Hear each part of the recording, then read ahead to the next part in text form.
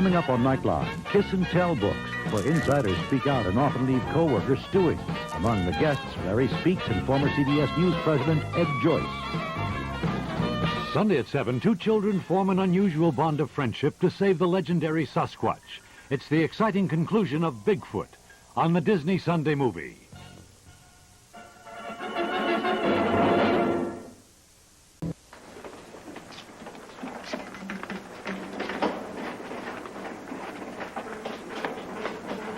Come on, Mr. Belvedere, we're going to be late. It's all right, Wesley. We'll get to the theater in plenty of time.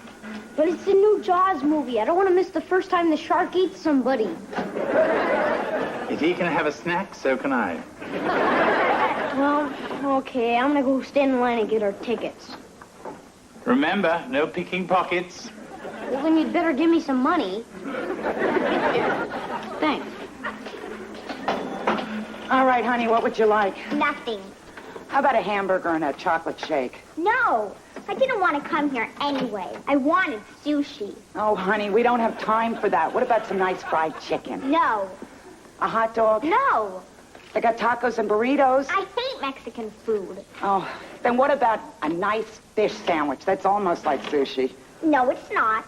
It is if you eat it raw. Hey, you can't talk to me like that. Yes, I can, so order your stupid hamburger before I put your buns on the grill. May I have a hamburger and a chocolate shake, please? What a nice little girl.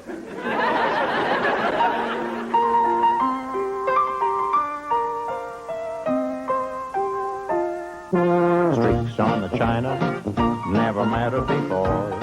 Who cares when you drop kicked your jacket as you came through the door? No one glared. According to our new rivals, life is more than mere survival, and we just might live the good life yet. Okay, I got the crystal diode all attached. Are you sure this is gonna work? Doesn't look like a radio to me. Sure, I'm sure. See, the cylinder is wrapped in copper wire, the tuner strip is in place. All we gotta do now is hook up the antenna.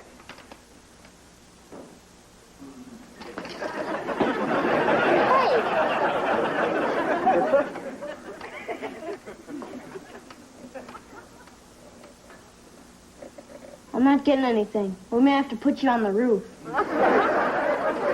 Hello, boys.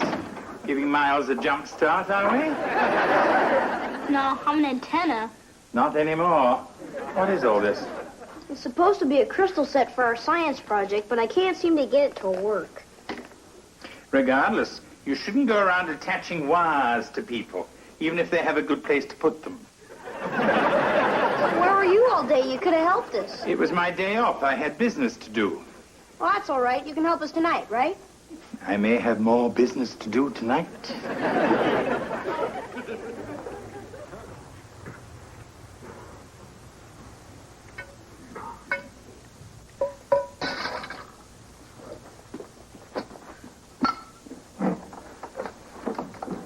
Oh, morning, Heather. Hi, where's Mr. Belvedere? I don't know. I think he's out getting the paper, but he said not to let your H get cold.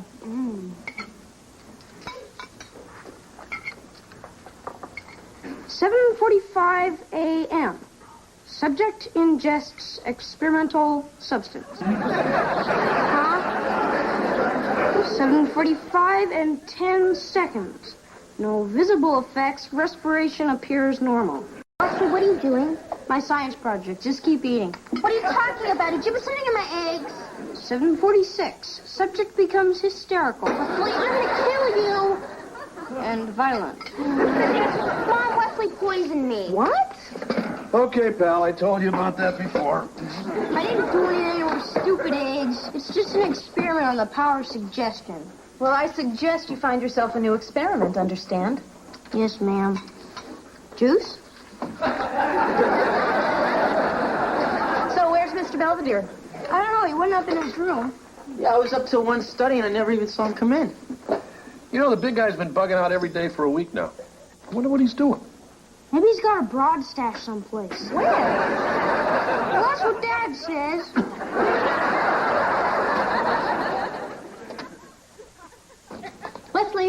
Mrs. Hufnagel just called. She wants to know why she has a jacuzzi full of Jell-O. She does? Well, I was doing an experiment on the density of matter. You know, solid versus liquid. I guess solid won. Well, you're going to march right over there and clean it all up, and that includes the fruit cocktail. Every experiment I do, somebody yells at me. I'm just trying to do my best. I know, honey, but you've got to learn to be more responsible. I'm sorry, I will. Okay. Now, look, this looks like a nice little experiment. Yeah, it's okay, I guess. Sure it is. In case you're wondering, you're not pregnant. Go!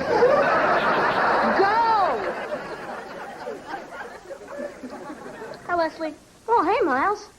Checked out some real good books for our science project. Oh, yeah? Yeah.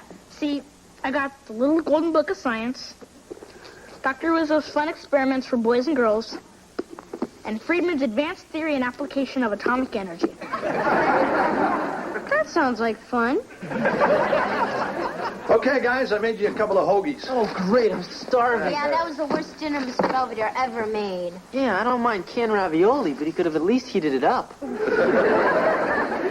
Maybe Wes is right. Maybe he is seeing somebody.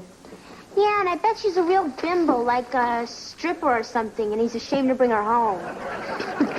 Hey, look at this. Maybe this is what he's doing at night. Huh? Donut shop bandit baffles police. Nah, this guy's only taking money. Come on, Mr. Belvedere. You gotta help us. There's a lot of complicated stuff in here. I'm sure you'll do just fine. Well, if there's nothing else, I think I'll be off. Oh, sure, big guy. Where are you going? Oh, I don't know. I thought I might take in a movie. Oh, yeah? Well, maybe I'll go with you. Oh, no, George, you wouldn't enjoy it. It's an English film with no subtitles. He's not going to the movies. Yeah, I say we follow him. Hey, Wes, what Mr. Belvedere does on his own time is his own business, so let's just leave him alone. Okay, West man. Okay.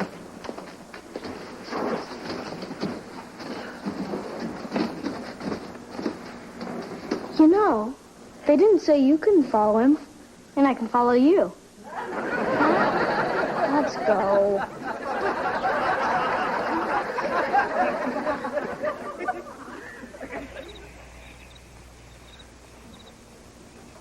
So where'd he go? I don't know. He must have gone in here. Maybe this is where his girlfriend lives. Stay down.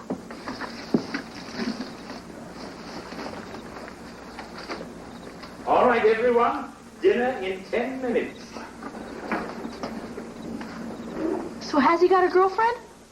No, he's got a whole other family.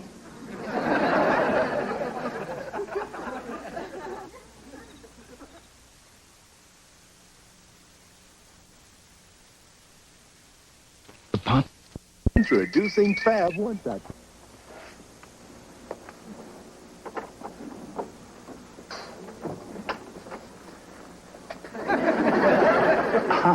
Hello. How was the movie? Oh, pretty good. Mr. Belvedere, we know what's going on.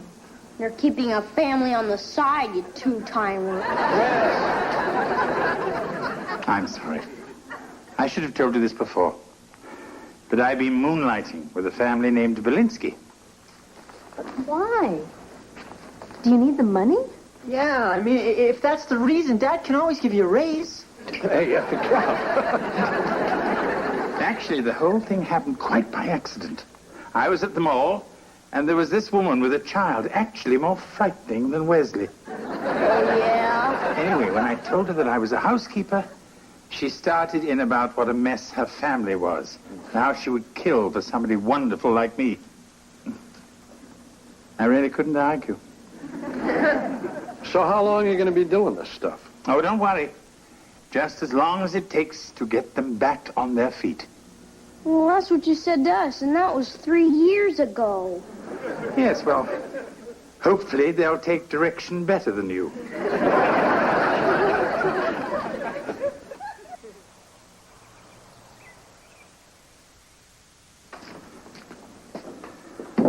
Hello, Buzz. I made some brownies. Would you like one? Uh-huh. That's rather an interesting little model you seem to be making. Yeah, it's a Messerschmitt. When I'm done with this one, I'll have every plane in the German Air Force. Yes, I've noticed your rather one-sided interest in World War II. Jawohl. Won't you have a brownie? Sure.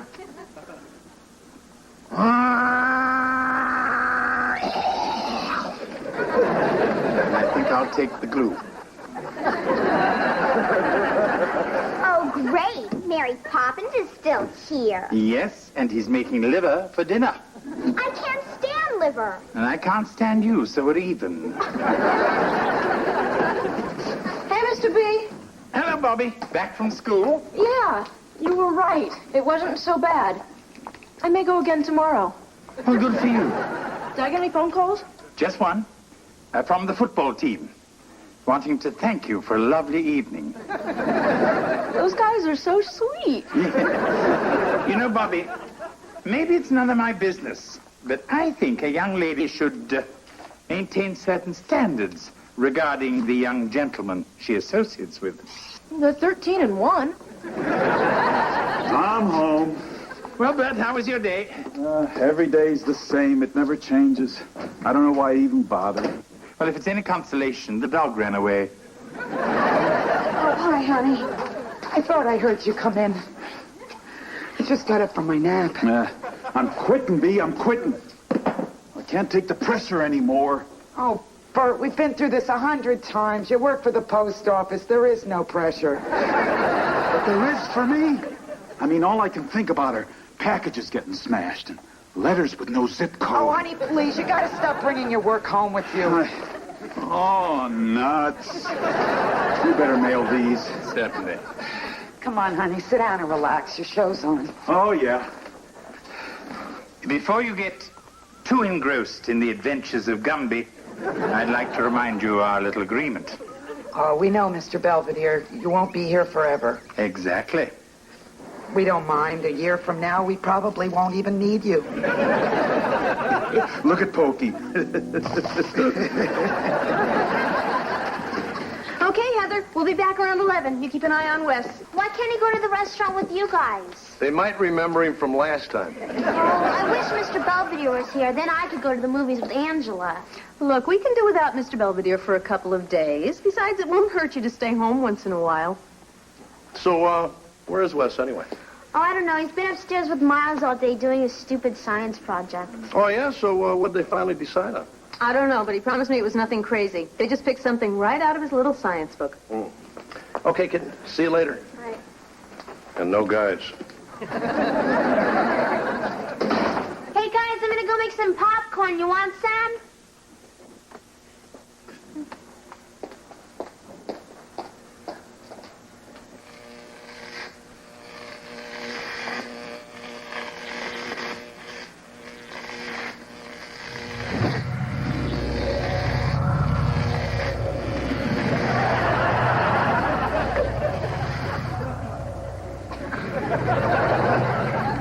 I think that went rather well.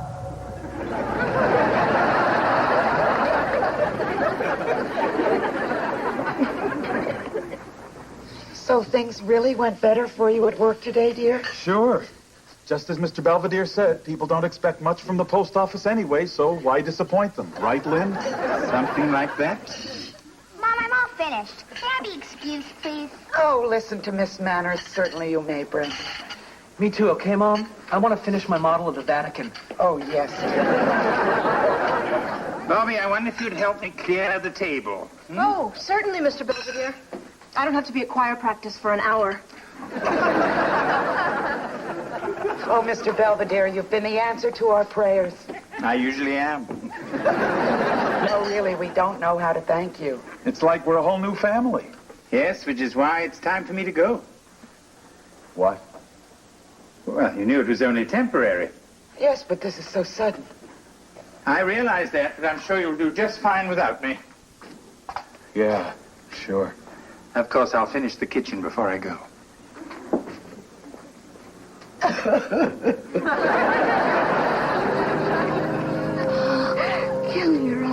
this movie was it for TV. That guy's supposed to get a pole through his head, and they didn't even show it. Just shut up. Yeah, knock it off. Anyway, look, Wes, this guy's getting his brains sucked out. Heather, Wesley, you have school tomorrow. You should be in bed. Kevin, you're home awfully early from your date. I assume it was a disaster. What are you doing here? Yeah, we didn't think you were coming back tonight. Oh, no, I'm home for good.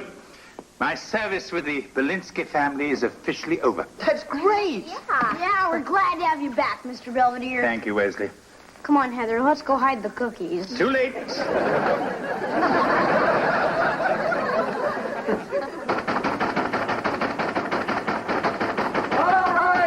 All right, I'm coming.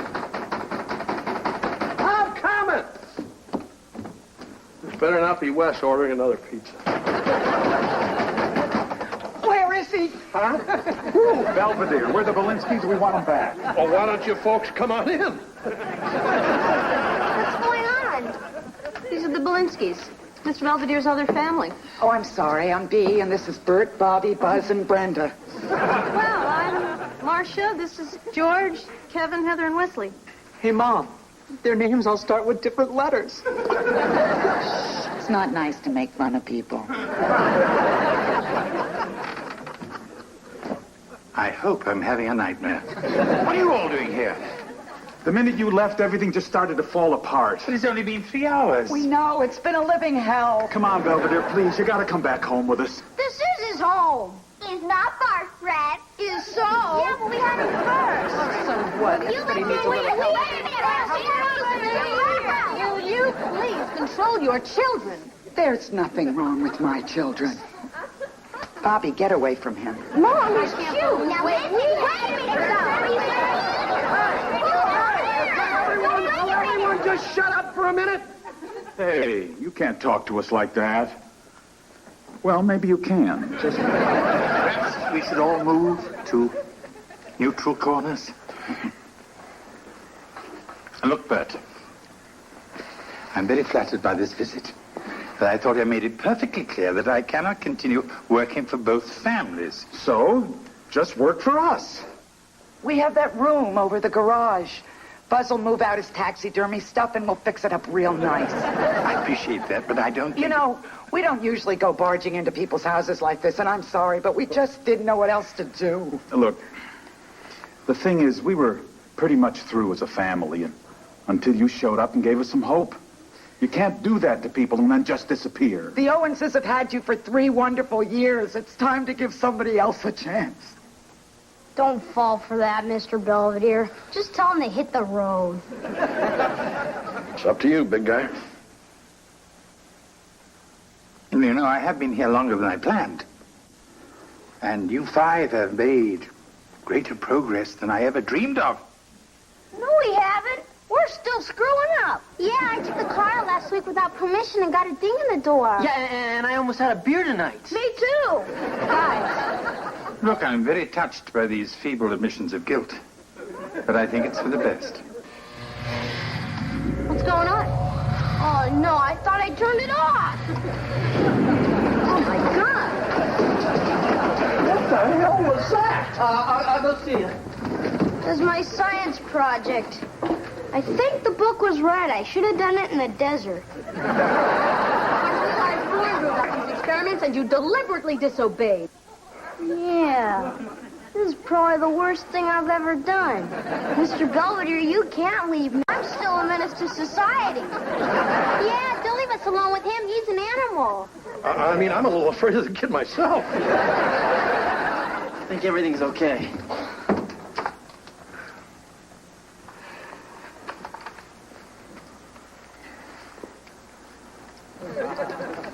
I'm sorry, I'm staying with the Owenses. But why? We're still a worse family than they are. Yeah, they don't need you as much as we do. It's not how much they need me. It's how much I need them. Good night.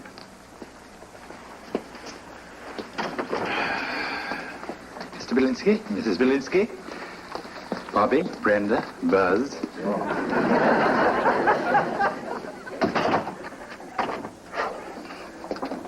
You can wipe those silly smirks off your face. I only said that to get rid of them. Sure, big guy. Well, good night. He's really just a big softy, isn't he? Not for long.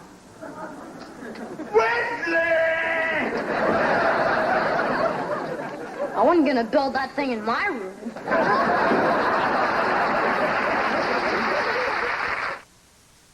Mr. Belvedere will be right back. As the condition of my room illustrates, leaving the Owenses alone, even briefly, can have the most explosive of consequences. Fortunately, nothing of real value was harmed, including my journals, which I've been keeping in a lead-lined box, just in case.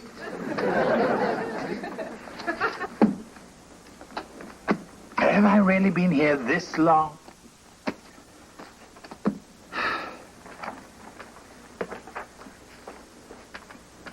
December the 12th, 1984. I find fate has deposited me with the Owens family, a somewhat provincial household in the suburbs of Pittsburgh.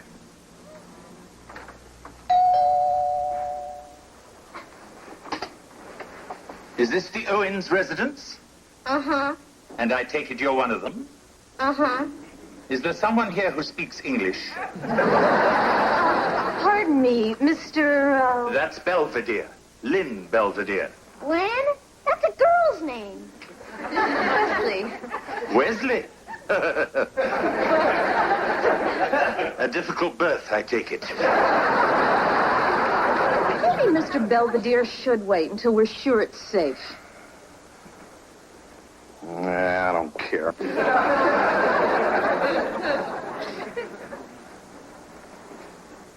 So you want to stay or what?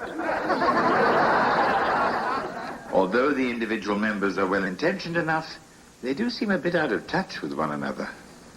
But with a certain amount of patience and direction, I'm sure I could whip them into shape. Even George. They're damn lucky to have me. You know what? They still are.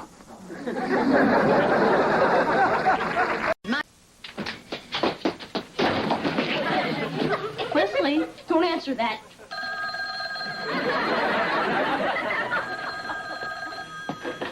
Hello, Hortense. Wesley's jumped off the garage. I'll see to it. Goodbye, Hortense. Well?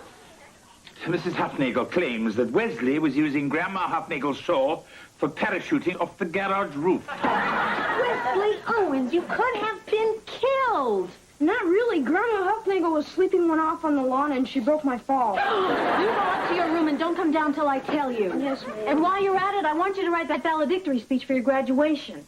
Come on, Mom. Just because I got the best grades in school, why do I have to write a speech about it? To be named 6th grade valedictorian is a great honor, and I'm proud of you.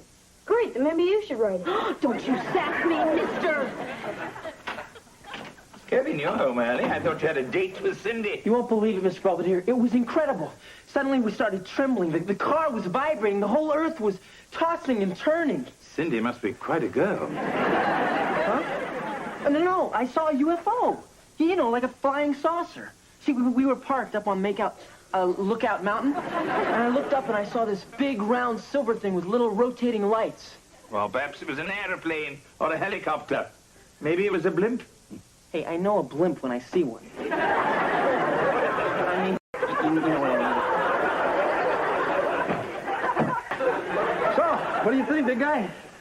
I think those sacks look better on the potatoes. We're in training for Father John Olympics at school.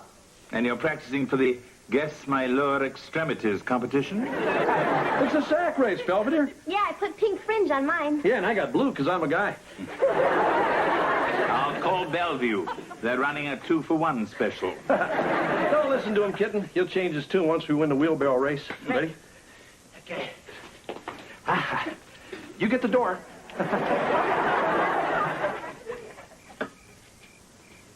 Greetings, Earthling. Mr. Belvedere, looking for that spaceship. I think I finally located the Big Dipper. Oh? Yeah, take a look. Kevin, those are the Hufnagel's Christmas lights. They never took them down. Go ahead. Make fun. But you'll feel different when I make contact with aliens and I'm on the cover of Time. Oh. Just keep that thing pointed away from Fifi Huffnagel's window, or else you'll be doing time. I mean, I can't believe we got talked into going to the stupid graduation dance. It's for geeks. Don't worry. I got a few tricks up my sleeve that'll keep things jumping. All right. Mrs. Owens is ready to drive you gentlemen to the party. We're all set. Any progress on the valedictory speech? It's on the table. Good evening, ladies and germs. Well, it's a start. It's finished.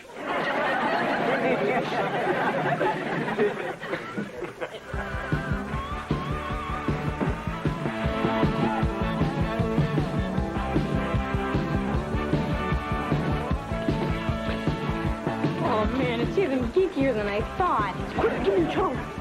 Calm down, Miles. There's a time and a place for everything. Hello, boys. Hello, Principal Hodges. Let me make something clear, Owens. I may have to let you come to this dance, and I may have to let you be valedictorian, but that doesn't mean I have to like you. May I say, sir, that those hair implants have taken beautifully. Don't kiss up to me, Owens. It won't help. I'm watching you. Well, let's go see what the guys do. Hey, guys. Hey, guys. Anybody interested in a little action? Yeah? Like what? Like a toad in the punch bowl. Ah, come on, Wes. Get real. That's kids stuff. But this room is full of girls. Don't you want to bug them? Hi, guys. Hello, Wesley. What do you want, rat face? Oh, Wesley. You've called me that since kindergarten. Don't you think it's about time you use my real name? Okay, what do you want, barf brain? Wesley T. Owens, you are gross. Yeah, get with the program. I'll dance with you, Roberta. Okay. Fine. Let's get out of here. Oh, Bert looks kind of cute. What? Oh, nothing. Looks like it's toad time, and this is the place. Cover me. Young people, the refreshment table is now open. I'm sure we're all grateful to our hard-working cafeteria staff for this lavish spread of sponge cake and punch. Yes, well, we'll enjoy yourselves. But please, one trip only. Have some punch, Roberta. It has quite a kick.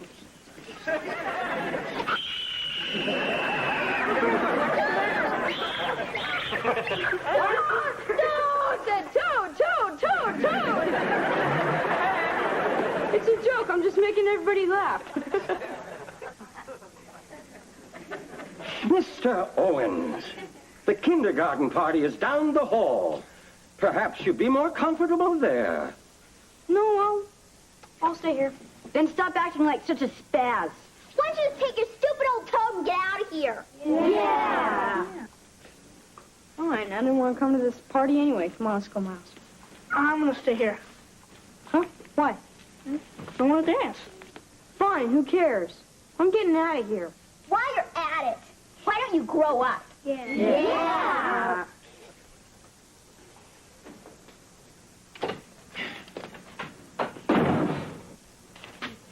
All right, Wesley. What have you done? Nothing. You've been away less than an hour. Did the police raid the dance? No, I just missed you. Oh, it's worse than I thought. Was there a fatality? Yeah, my toad. What was the cause of death? Island punch. Aloha. Mr. Belvedere, do you think I'm childish? Actually, demented is the word I like to use. They threw me out, Mr. Belvedere. Maybe they're right. Maybe I am a jerk. Of course you are. But don't worry, you'll do better next time. There ain't gonna be a next time. If everyone wants me to grow up, that's what I'm gonna do. Starting tomorrow, I'm a new man. And I was just beginning to outwit the old one.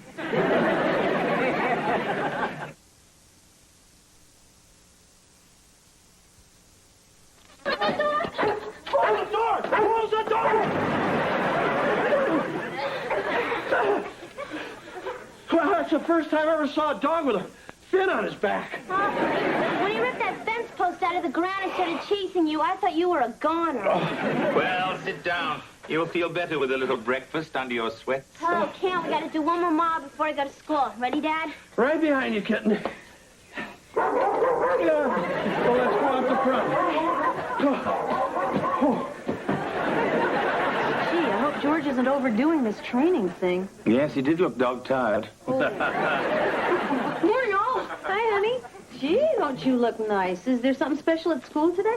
No, except we have a new substitute teacher, and I just want to make a good impression. Honey, are you feeling all right? Never better. Would you like some breakfast? We have cocoa crunches. No, really, that's for kids. I think I'll just grab a cup of coffee on the way in. Bye, all.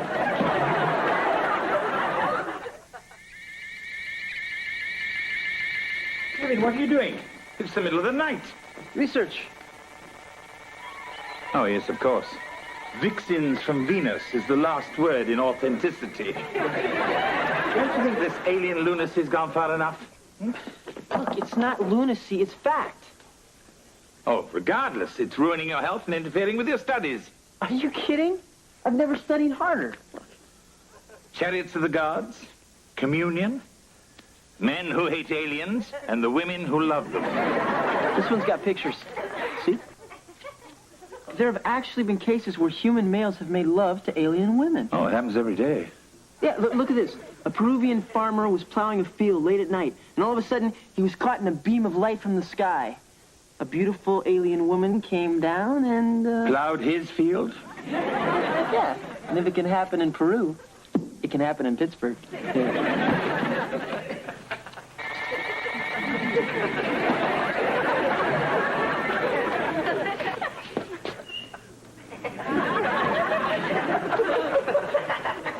Hello, George. Hi, Belvedere. Did you know there are 3 Fritos, a set of car keys, and a Chocodile under the stove? I know, that's where I keep them. May I ask what you're doing? I wrecked my back practicing for the wheelbarrow race. I figured this might help. I see. I thought that father-daughter thing was going to be a bunch of fake girl sports. Some of those kids are killers. Oh. I took a hit in dodgeball when I made a soprano out of a shorter girl. Why don't you just tell Heather you're not up to it? No, this is important. The little girl's growing up. Pretty soon she'll be married to some dirtbag husband and I'll never see her. Maybe my last time to do some special stuff with her. George, you're going to have to let go sooner or later. But not right now. Belvedere! Belvedere! Hey, get me off this thing, will you? Good afternoon, all. Hi, honey. You're home from school awfully late. Did you have detention? No, a meeting at the Dairy Queen.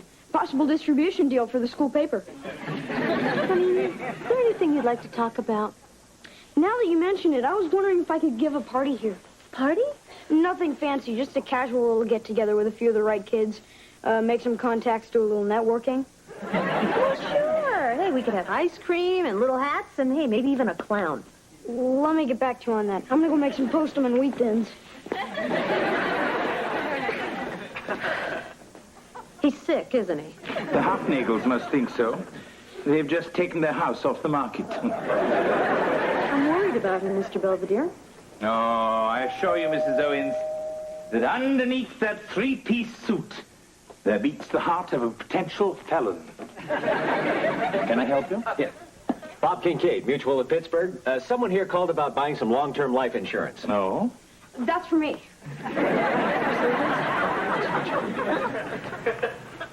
And lastly, of course, is the threat of economic retaliation. And that, in a nutshell, is why I think we can't afford any more trade embargoes.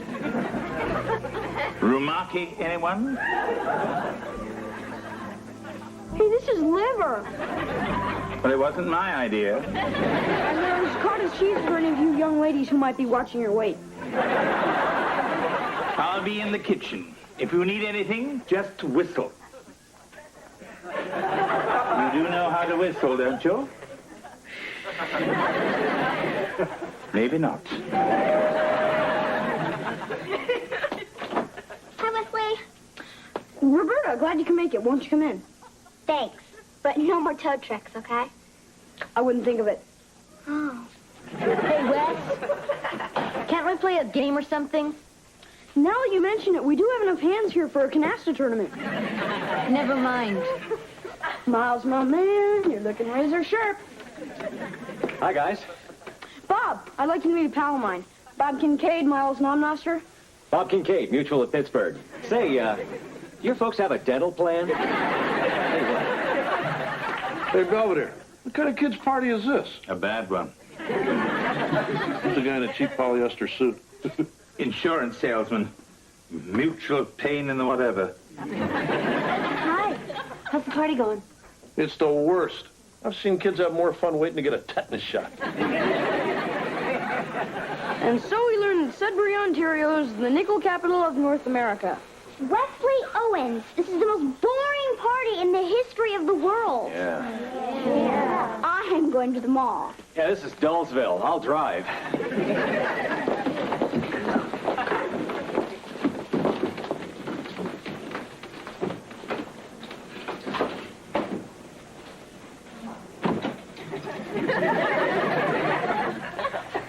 Where is everybody going? We've still got 15 pounds of rumaki. Forget it. The party was a disaster. Even the insurance guy left. Oh, it wasn't so bad. I came away with a full medical plan. What am I supposed to do, Mr. Belvedere? When I act like a kid, everyone laughs. And when I act grown up, everyone leaves. Maybe you should stop acting. Huh? Wesley, life is a series of cycles. Your childhood was cycle 1, and now you're entering cycle 2. You make me sound like an old dog. Wesley, I never thought I'd bring myself to be able to say this, but you've got to be yourself. Yeah, right.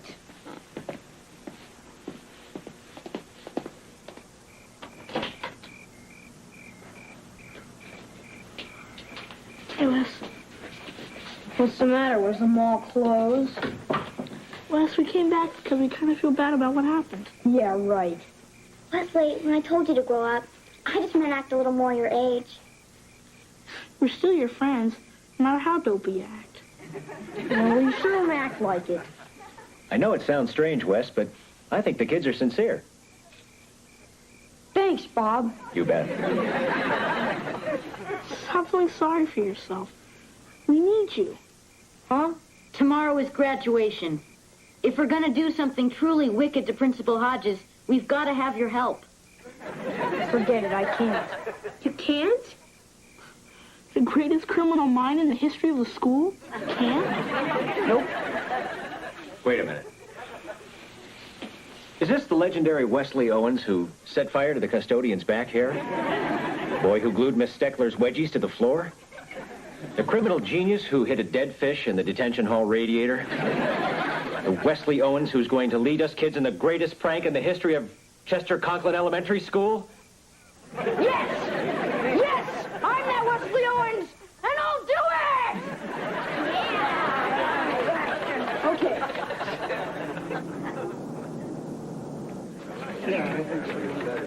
Gee, it's a good thing we got here early. The place is really filling up.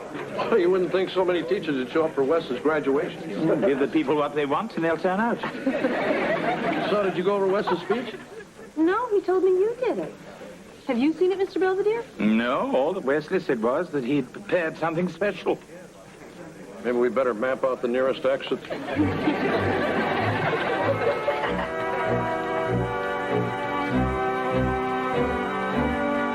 And thank you, orchestra, for that unique rendition of Slaughter on 10th Avenue. And now, parents and friends, we come against my better judgment to that portion of the ceremonies in which the valedictorian will read his address.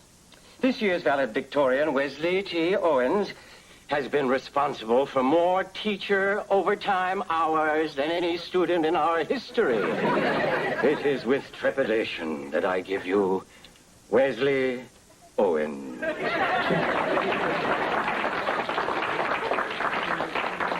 Thank you, Principal Hodges. On behalf of the graduating class, I would like to welcome you to our graduation. Being named valedictorian is a very great honor, but it would not have been possible without the fine education offered here at Chester Conklin Elementary School.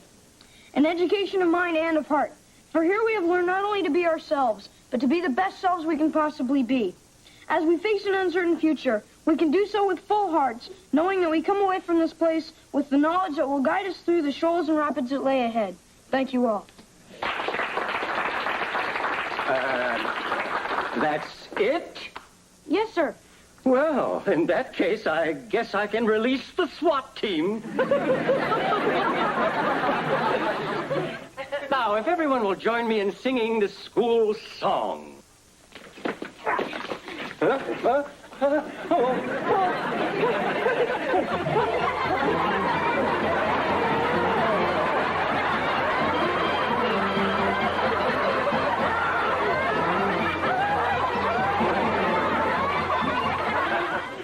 And while we're at it, you're grounded for the summer. You will not leave your room except for meals and trips to the bathroom. Is that clear? Yes, ma'am. You're just plenty lucky Principal Hodges was a county cartwheel champion. You might have sued us. I know.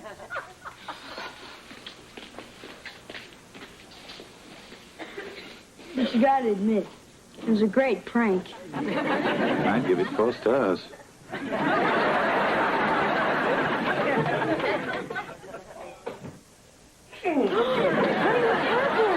I sprained my ankle. Oh, I knew you shouldn't have gotten involved in those fool races. Well, he didn't hurt himself in a race. Huh?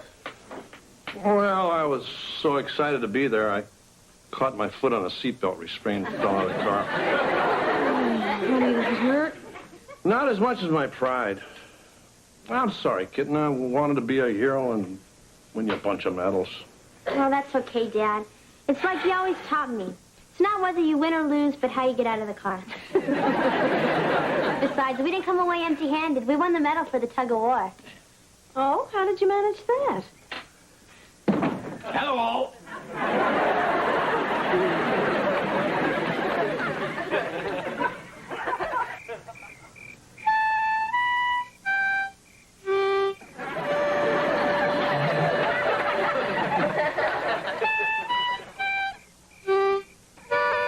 Careful, or you'll draw harmonicas.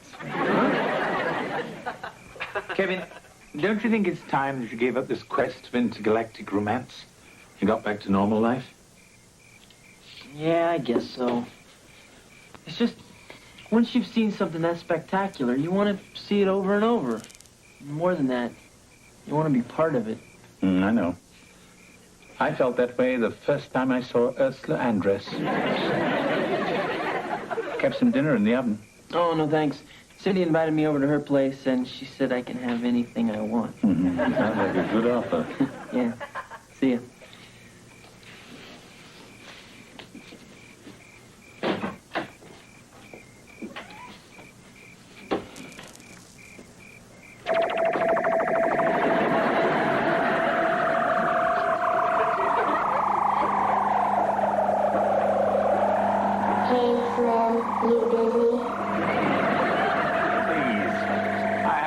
Problems down here.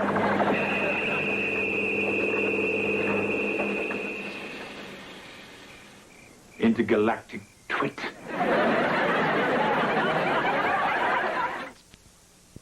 Things have finally quieted down here in the Owens household. George has hobbled off to bed, proud to know that in Heather's heart, he is still a winner. Wesley sleeps off the first night of his month sentence in his room. I think it will take 3 days to get the smile off his face. Kevin, having given up the pursuit of UFOs, has returned to campus and the study of other heavenly bodies. I, on the other hand, have developed a great fondness for extraterrestrials.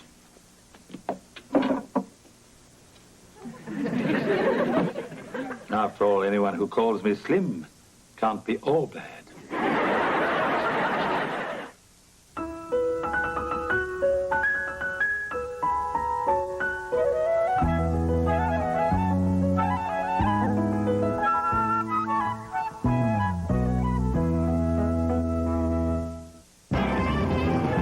Hey now, off kid.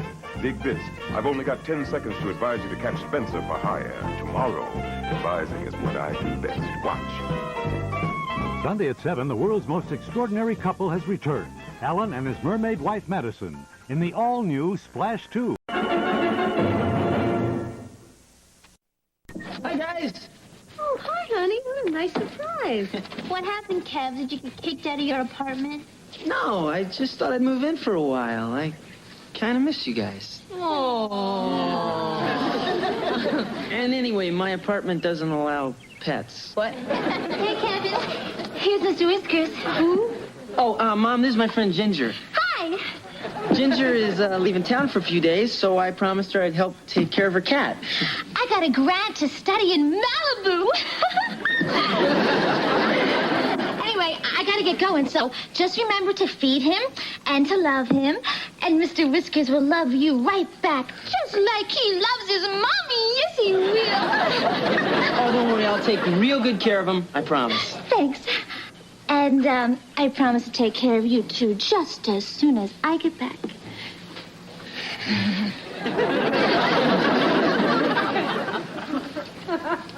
Mr. Whiskers, I think this is the beginning of a beautiful relationship.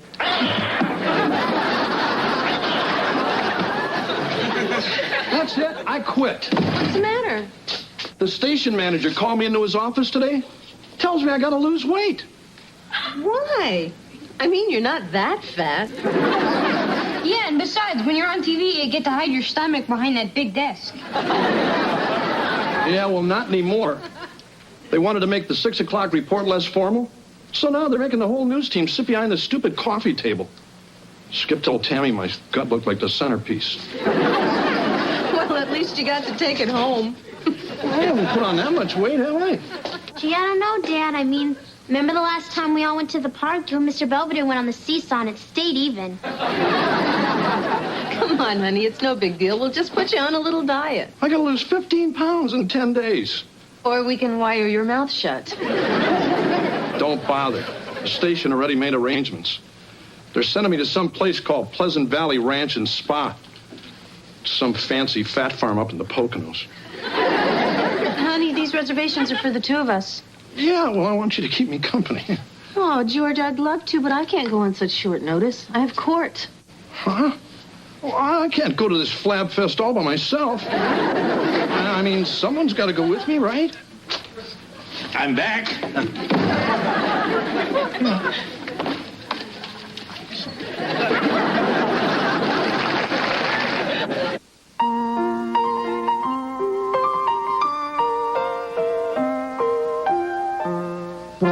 Streaks on the china never mattered before. Who cares when you drop kicked your jacket as you came through the door?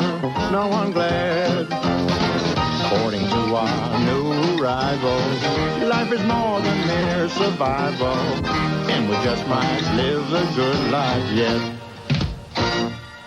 It's sizzling hot.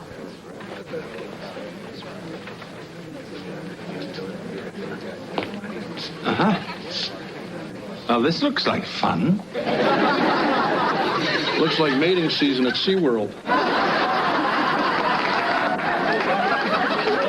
George, we're going to be here for the next 10 days. Try not to alienate everyone in the first 10 seconds. Why not? They look pretty thick-skinned. Come on in, fellas. Don't be bashful. Hi. Hi. My name's Bibi. Can you guess what that stands for? Big buns? Actually, I was going to guess Brigitte Bardot. Oh, no, silly. My name's Betsy Baxter, but my best friends call me Bibi. You know, like in the gun. Okay, everybody line up, please. 3 lines. Hi, My name's Roy Gallagher. Hi, Roy. Hi. And on behalf of myself and everyone here at Pleasant Valley Ranch and Spa, I bid you all welcome. Thank you. Now, I feel certain that most of you must have read about our various programs, our facial massages, the tanning salons, quiet moments, sipping fruit smoothies in a hot tub at sunset. That's why I came. Well, forget about it, Petunia. You ain't doing diddly, not till you lose a few tons. And that goes for each and every one of you low-life, jelly-bellied lard buckets. You got a problem, soldier? Didn't the brochure mention something about refreshments? Okay, wise guy, hit the deck and give me 20. I would, but I left my wallet in the car. I said get down there! You find this all pretty funny, huh, Porky? Why don't you get down there with him? Why don't we all join in the fun? Move it! Move! Move! Move!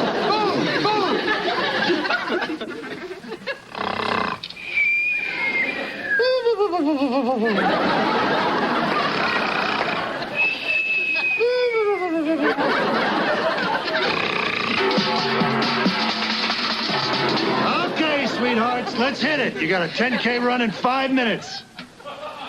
George, we better get up. Go away. George, you're not going to lose any weight lying there like a lump.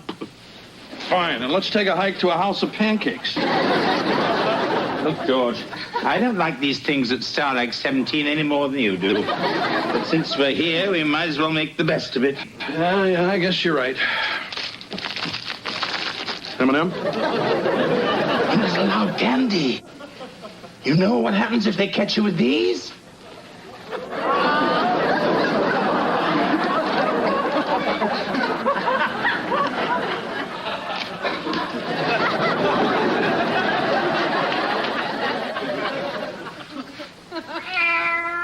Hello, Mr. Whiskers. All right, I'll pet you. Aw, did somebody bring me their little toy mouse? What's the matter? Dead mouse! Oh, wow, a rat and a great big sucker, too. Why can you get that thing out of here this instant? Oh, not yet, Mom. It's still twitching a little. Leslie! All right. I'm going. Oh. Kevin! It's the cat, isn't it? Here, you'd better do something about that beast, young man. I mean, if it's not in here tearing up the furniture, it's out there killing things. Yeah, poor Grandma Hufnagel still can't find her chihuahua. Yeah, I know. I saw Pepe's picture on a carton of milk bones. All right, look, I'll think of something, I promise. To the left, and right, and left, and right, and free.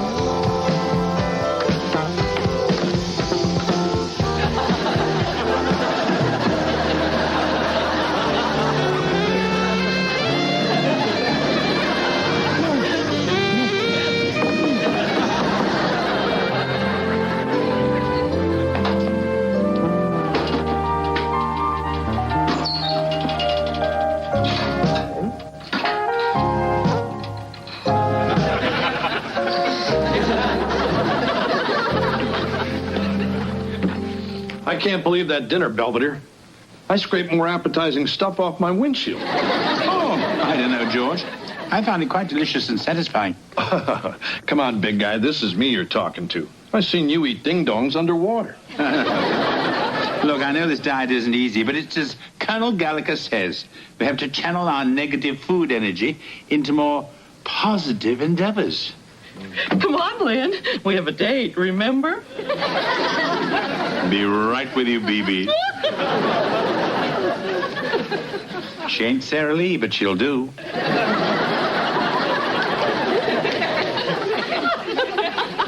Hey,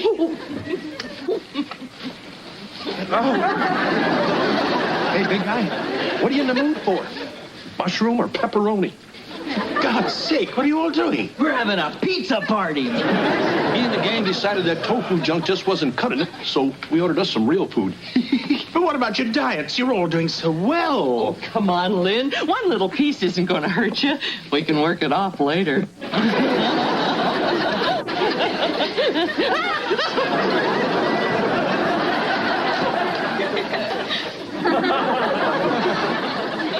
I saved a slice for you.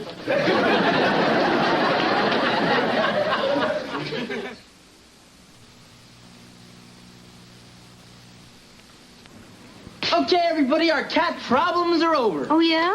Yeah, I boarded him in a kennel.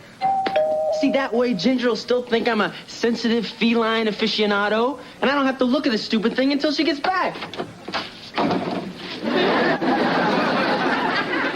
Here's your cat.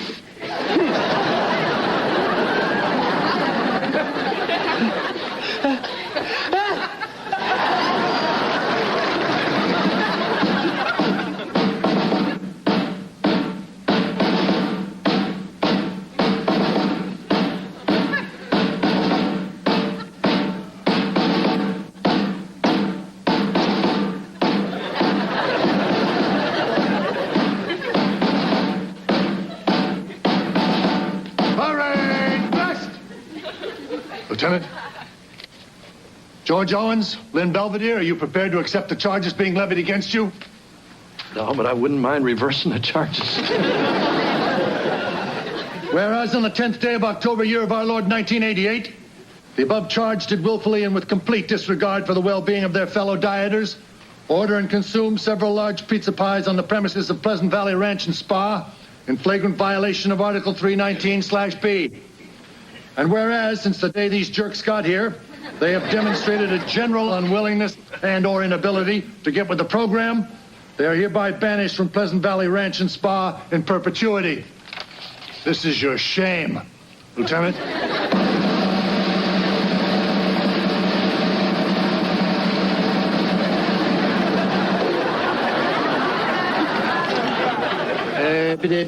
That's all, folks. Left turn.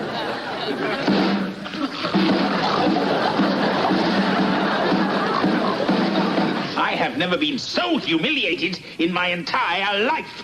Oh, come on, big guy. I already apologized. Don't you big guy me, you pig-nosed delinquent. I liked it here. I liked the diet, the discipline, the people.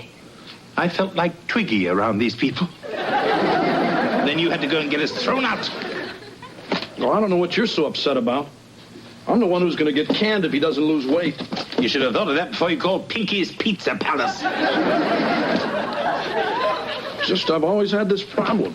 You know, dealing with authority. I mean, the minute somebody tells me what to do, I got to open my big mouth and tell them where to go. I mean, how am I supposed to tell my kids Dad got bounced from a fat farm? Maybe you won't have to. Huh? I mean, we're not expected back for 5 days. There must be something we can do.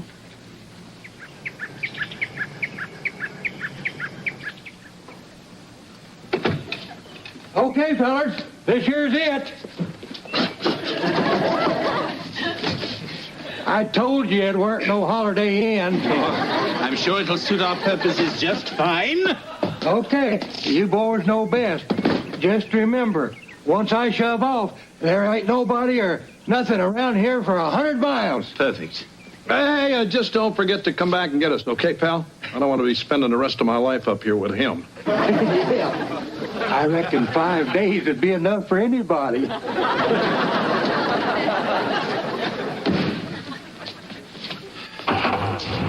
So you still think this is such a great idea? Oh, it won't be so bad, George. We'll eat right. We'll get plenty of exercise. We'll take long walks in the woods. The pounds will simply melt away. Yeah, you bet. Hey,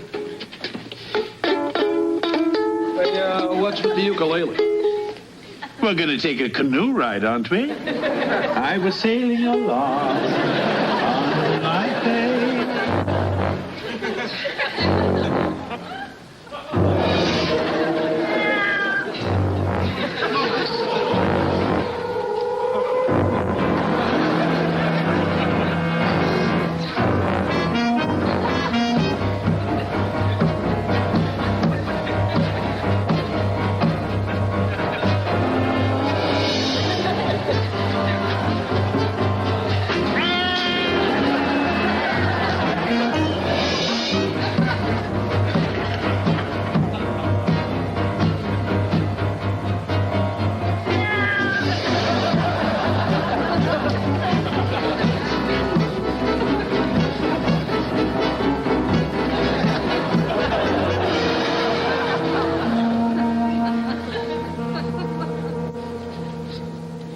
Oh, this is a nightmare. I can't believe we're letting a cat take over our whole house. It's all Kevin's fault.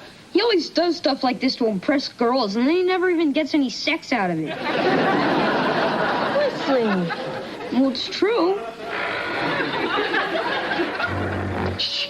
I think I hear it coming. Oh, God, I feel like I'm in the diary of Anne Frank. Hey, what's everybody doing? He doesn't know we're in here. Who doesn't know we're in here? Mr. Whiskers, who do you think? Didn't you see what he did to our house? Well, yeah, but one cat couldn't do all that. He had a party. So, what are you going to do about it? Hey, come on, guys. Give me a break. It's only for a few more days. He's just a defenseless little pussycat. I mean, he wouldn't hurt a fly.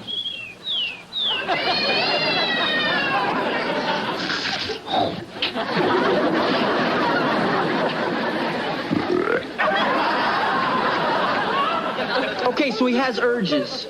But he's still one of God's creatures, and I'm not going to do anything to him. I don't care what he did. He chewed up all your Edie Gourmet records. Excuse me.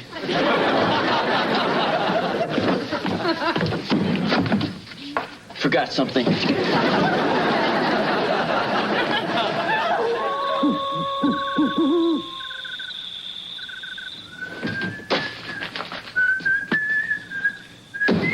Hey, what's that? Dinner. Oh, yeah? What you make? I call it gulag gazpacho.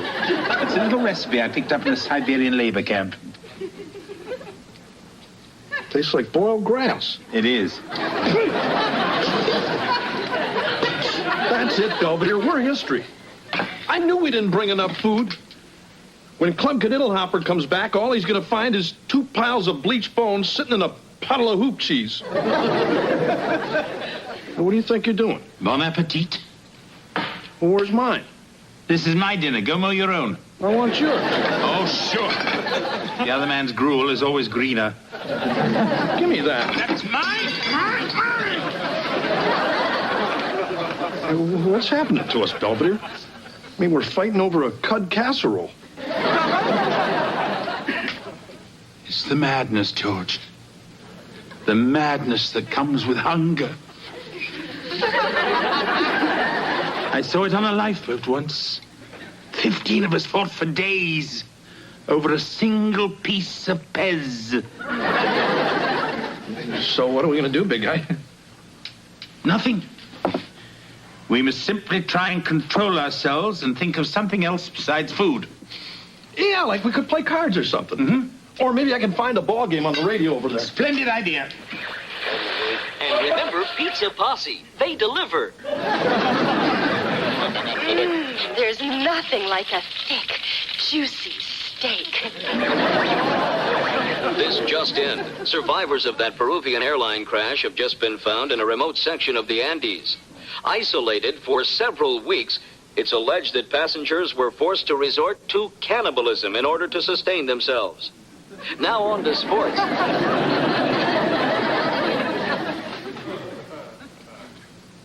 What are you looking at? Nothing. What are you looking at? Nothing.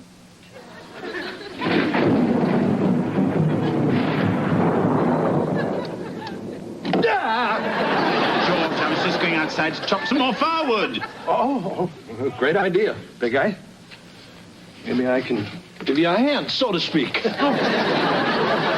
Well, after you. Oh, after you. Oh, after you. You go.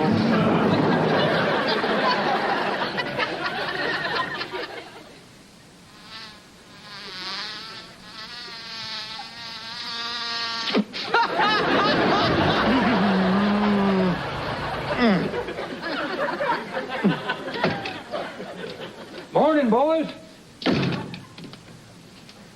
Did you boys have a good time? Mine cooked up some fried chicken and biscuits. Thought you boys might be hungry. Did you say biscuits? Yeah, with homemade honey butter. I think he's real, Belvedere. Oh, thank God. We're saved. My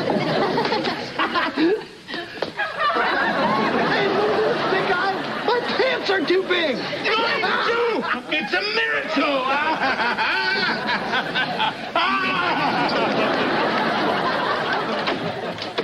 We're back. Oh, hi, honey.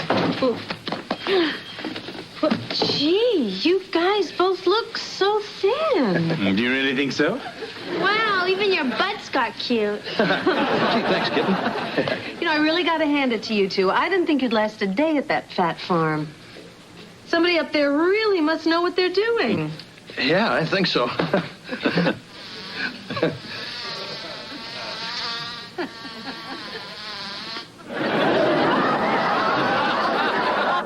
You got the last one.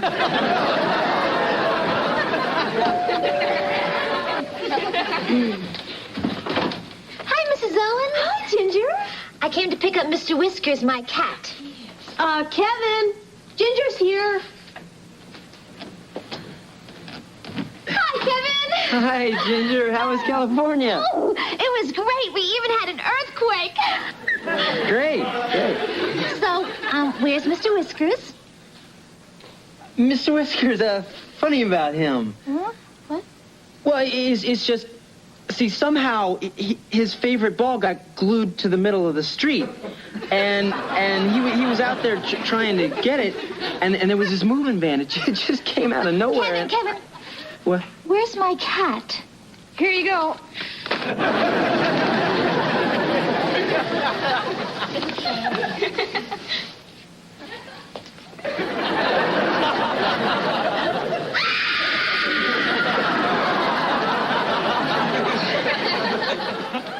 I think she took it okay.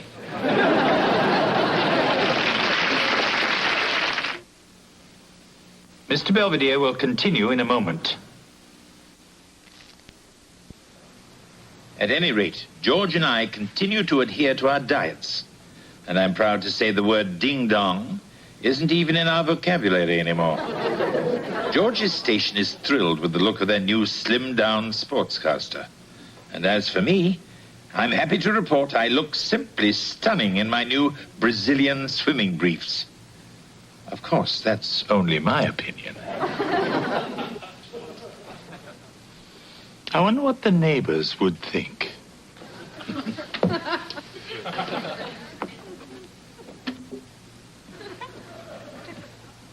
Oh, Grandma, hot they go!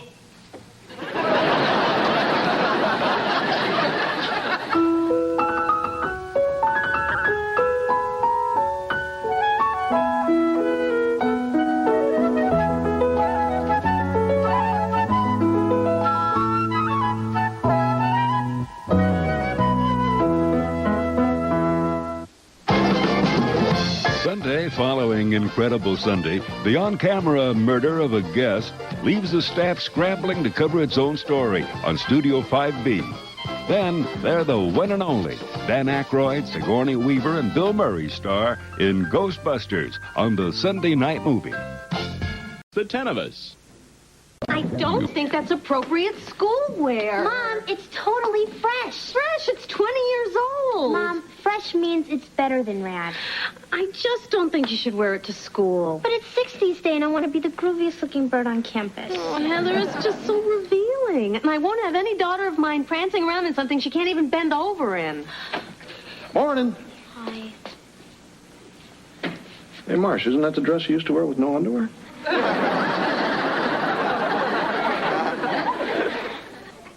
Hey, Wes, what you doing? Homework. Hey, these are women's magazines. Yeah, I know. I'm looking for a recipe. We have to bring one in for home ec class. Home economics? I thought you were taking wood shop. Well, I wanted to, but the school board voted that I can't use power tools. You don't belong in home ec. You're a guy. So is Mr. Belvedere. I love the smell of laundry in the morning. Hey, what kind of example are you setting for the kid? The same you should be setting for Kevin. Even though he's moved to his own apartment, I still have to do his wash. What the hell is this? He wants a pair of Kevin's undershorts. Looks like Kev had a pretty hot day. What's that kid doing over there anyway? Come on, Glenn. Give me a break, will you? This is my last pair, you clothes-sucking furball. Glenn cannot be helping it. He is on a high-fiber diet. Dusting the same table for 5 years. I just can't live with Glenn. I thought your new roommate's name was Anatole. It is. Glenn's his goat. You said your apartment didn't allow pets. Anatole got off in a technicality. Claimed Glenn was a relative. Frankly, Kevin, you smell like you hosted a family reunion. Come on, it's not that bad. Gee, what stinks? Hi, Kev. Hi, Dad. Well, I gotta go. I gotta get down to Chetwin's plumbing supply. Oh, yeah? If you're shopping for a new shower head, be sure to use it. No, it's for my business course. See, we have to observe a real business and see how it works. Yeah, well, couldn't you observe something a little flashier, like a Ferrari dealership? I was late to class the day they gave out the assignments. It was either a plumbing warehouse or prisoner delousing. Anyway, I gotta borrow the plunger. Oh, it's under the sink. Be sure and put it back. Wesley needs it for the Christmas pageant. He wrote his own part this year.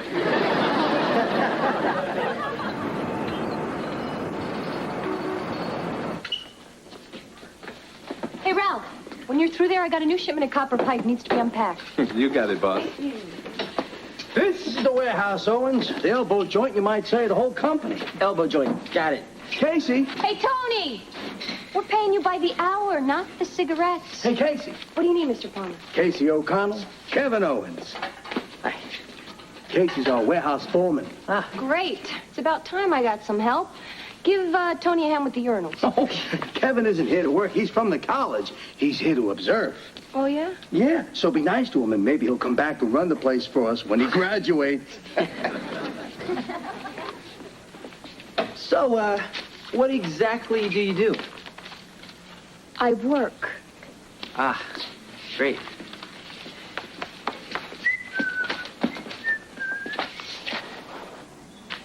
Oh, Miss O'Connell, Fawcett is spelled with a U, not a W. Look, college boy, let's get a few things straight. This may be playtime for you, but this is my job. I don't work, I don't eat. Hey, I do understand the concept of work. Good. Then you can just sit right over there and watch some. Fine.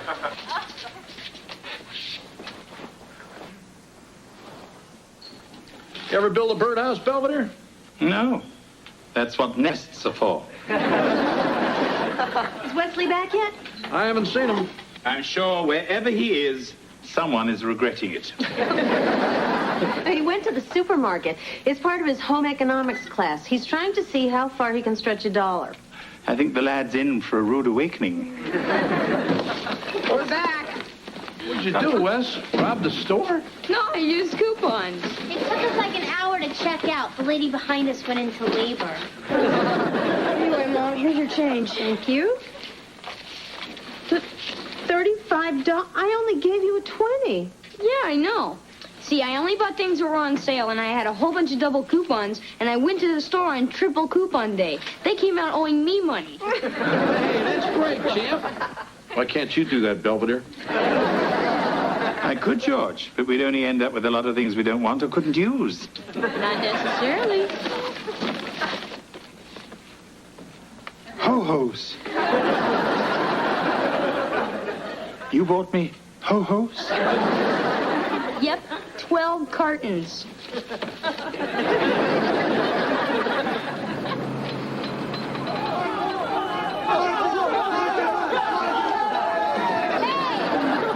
the hell's going on here? Come on, guys, get your butts back to work. Morning. Uh-huh. I, got you this. Yeah? Well, you know, you and I, we kind of got off on the wrong foot, and I wanted you to know I was an okay kind of guy, and so are you. Okay. Aren't you going to open it?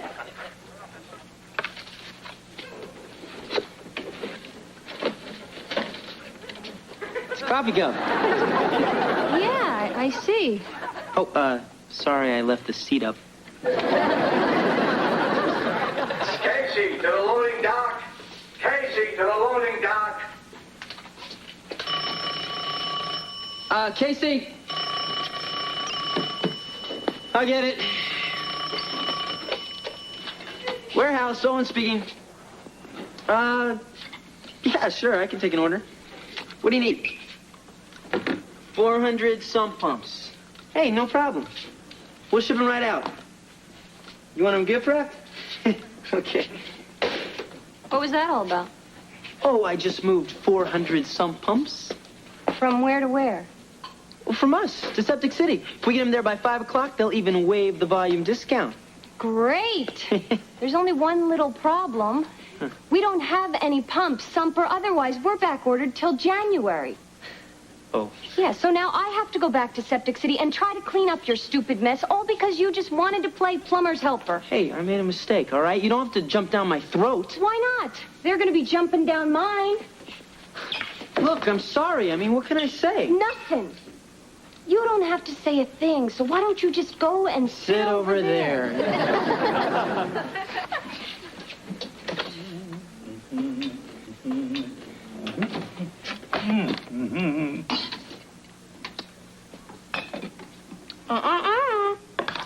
Fat, 328 milligrams. Yeah, sodium, 74 milligrams. Overcooked veggies, nutritional value, Zippola. I'm sorry, Mr. Belvedere, but I'm gonna have to write you up. What are you supposed to be, the food police? No, I'm just going by the Surgeon General's guidelines. Frankly, for this meal, you'd get the chair. Now, just a minute. Let me remind you that I've cooked for everyone, from Gandhi to Winston Churchill. Yeah, and they're all dead.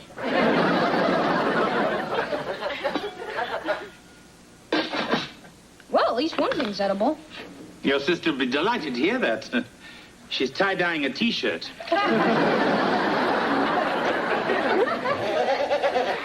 Go fish.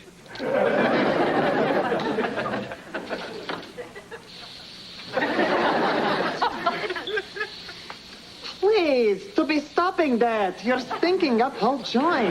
No, he is sticking up whole joints. I am not talking to you until you come down off your low horse.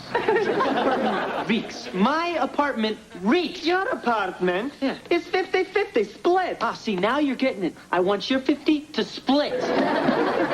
No way, Habib. Glenn likes it here. Glenn does not get a vote. Oh, this is a fine how do you do it. I plan big party and you want us out. What party? Oh, it's big blow-up for all foreign exchange students. Oh, no. Oh, yes. It's Rimsky-Korsakov's birthday. Hey, I don't care whose corset Rimsky ripped off. I want you and that car-carrying stink bomb out of here. Don't hold your nose. And while we're at it, I thought you said you were going to keep that bearded trash compactor out of my room. I say a lot of things.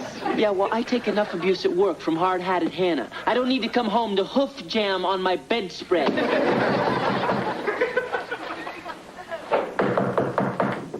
Yeah. You guys want to keep it down in there? What are you doing here? I live here. What? Since when? This morning.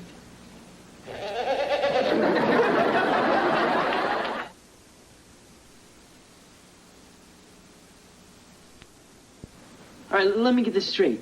You actually live here? Mm-hmm. Right next door. Oh, that's great. No, really, that's terrific. I mean, there must be 1,000 other buildings you could have moved into. Why'd you have to move here? I didn't see a sign with your name on it. Although I should have recognized your smell. Hey, it's not my smell. It's the goats. You're roasting one? I live with one. Oh, so that's what you college clowns are into these days. You know, you really have a big problem. Yeah? Well, at least I'm paying my own way. And what is that supposed to mean? You go to college full-time and can afford this place. You don't need a PhD to figure out Mommy and Daddy are footing the bills. Well, you know, they help a little, but I do the rest. You're acting like I'm privileged or something. Master Kevin, your laundry.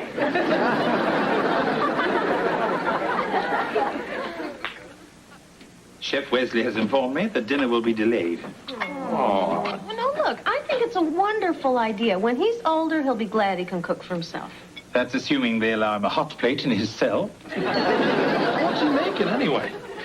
He wouldn't let me see. My best guess is he's boiling fish sticks. I'd say it's 50-50. We all end up with botulism. Yeah, now your brother's working very hard on this meal. Your mother's quite right. So just spit it in your napkin and I'll whip up something later.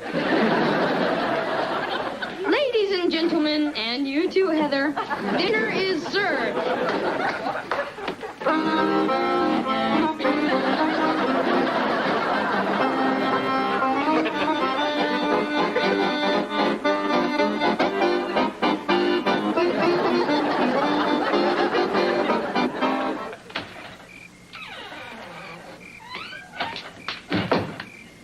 You okay, big guy? You left before dessert. What was it? Oh, he called it something French. But it had all kinds of chocolate, strawberry sauce, lots of fluffy whipped cream. It was pretty good. Yes, well, I wasn't hungry. Oh, is that why there's 4 empty boxes of ho-hos on the ground? It grieves me to say this, but I think I'm jealous of Wesley. Why? It's my own fault. I've grown complacent. Hey, you're big boned. You can get away with it. George, I mean I've grown lazy in the kitchen. Big guy, you're just in a slump. You got to get a bigger lead off first. George. And keep your cleats up when you go into your slide. George, I really and try to keep the dirt out of your mouth when you dive for home. George, I don't know when I've been so moved. Okay, pal. Just remember, don't let yourself get psyched out before you step up to the plate. The dinner plate, I mean. You're right, George. That's exactly what I've been doing. I've let that pint-sized Wolfgang Puck scare me out of my own kitchen. Hey, where are you going? To hit a home run. Over there. Young Owens, Yeah? this kitchen isn't big enough for the both of us. It isn't big enough for the both of you. I demand satisfaction. Huh? I challenge you to a cook-off.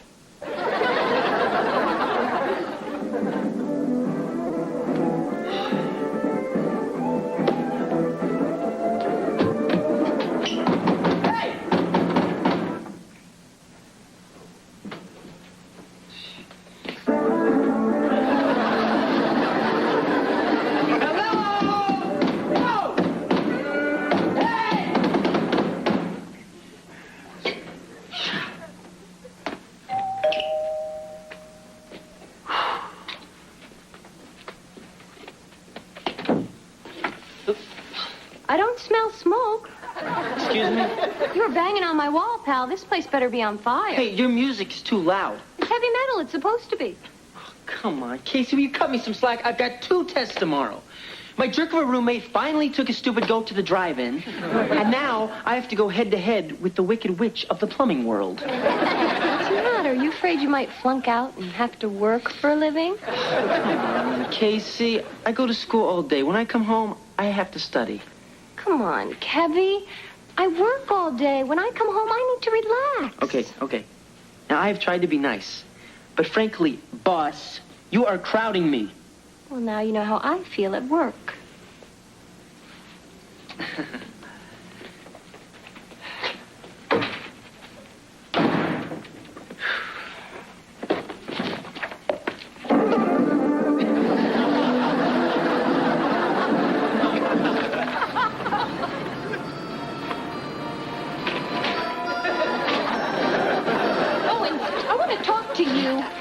I'm standing right here.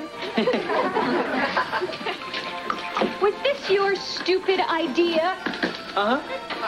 Why didn't you run it by me first? Well, there wasn't time. Thanks. Owens, I don't mind telling you, I thought this was pretty crazy when you came up with it. But by golly, it's beautiful. It's sort of like the ice capades. Mr. Palmer, we're not really going to keep doing this, are we? Are you kidding? The orders keep flying out of here. Owens, I'm going to get you for this.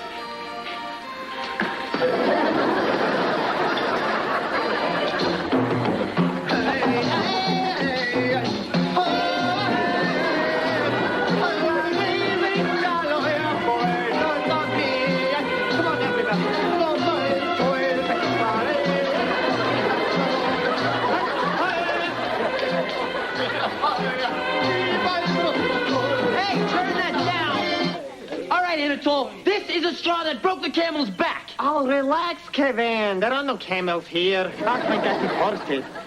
Listen, I want you, your friends, and their barnyard buddies out of here. Listen up, Romy. We're having a party. Yeah. I don't give a Hungarian zitherpick what you're having. You're gone. No.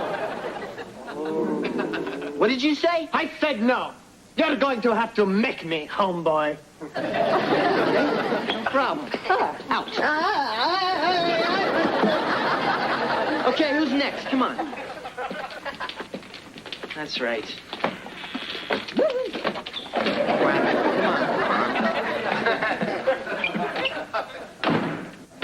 You are stinking American pigskin. I'll go along with that stinking part. What happened to you? Oh, well, thanks to your little roller skating scheme, I fell and broke my ankle. Look, I'm sorry. Not as sorry as I am. I'm going to be out of work for 8 weeks. How am I supposed to pay my rent on workman's comp? Well, how should I know? Well, maybe you should have thought of that before you started playing roller derby. Here, why don't you sit down and yell at me? Fine. Just don't touch me, okay? Hey, look, I'm just trying to help. Oh, I think you've done enough already, college boy. No, what is it with you, Casey? All right, maybe I messed up your foot, but you have been on my case with all this college stuff since day one. Well, how would you feel if every time you were up for a promotion, some college punk strolled in and took it away from you? Oh, so that's what this is all about. You think I want your job? I don't want your crummy job. Well, excuse me, Mr. Rosy Future, but that crummy job is all I've got.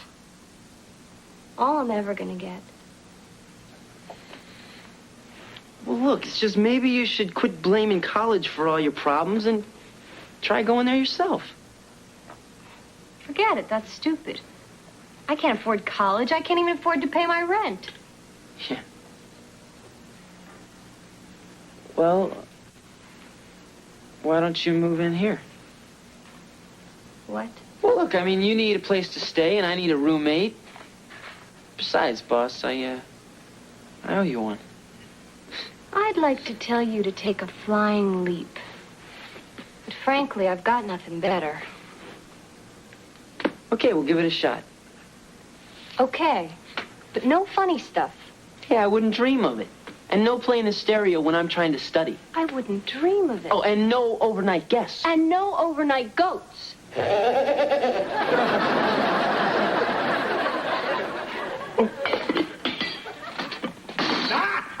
That's my banner. I have first dibs. It's 9 o'clock and I gotta eat something. It's empty. We're using everything for the cook-off. Well, can you hurry up? Dad's starting to gnaw at the table. We're keeping the judges waiting. Good food takes time, but I guess you wouldn't know that. You're going to have to eat those words, you little twit. And they'll taste far better than your food. Oh, yeah? Yeah. On guard.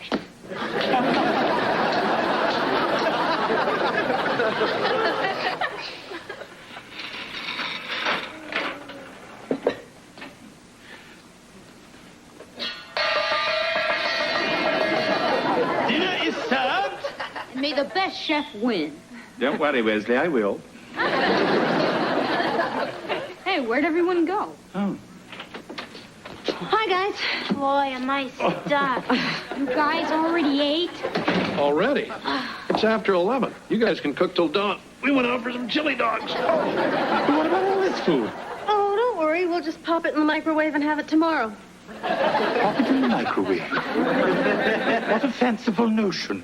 Anybody even know where the bicarbonate is? I'll race you. Oh. Now we'll never know who's best. Actually, we wouldn't have anyway. I sabotaged your stroganoff. Well, to be truthful, I put the fish heads back in your bouillabaisse. Wesley, you didn't do anything to the turkey, did you? Uh-uh. Did you mess with my prime rib? Never laid a glove on it. Bet I can eat more than you.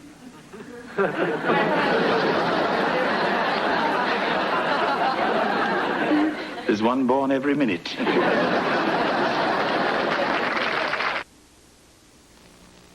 Mr. Belvedere will continue in a moment.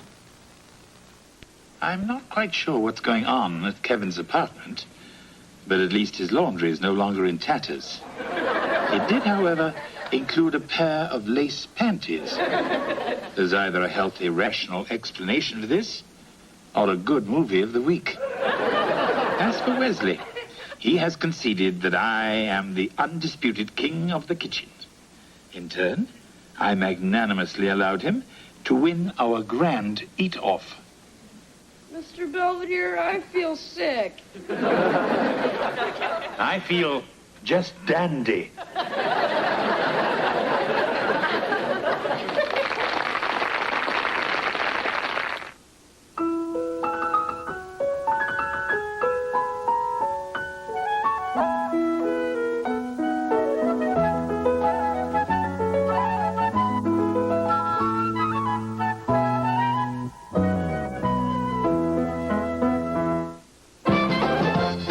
I'm Ted Koppel. Later on Nightline, hints that murder with a homosexual backdrop was behind the USS Iowa tragedy. But apparently none of that happened. How did the story surface?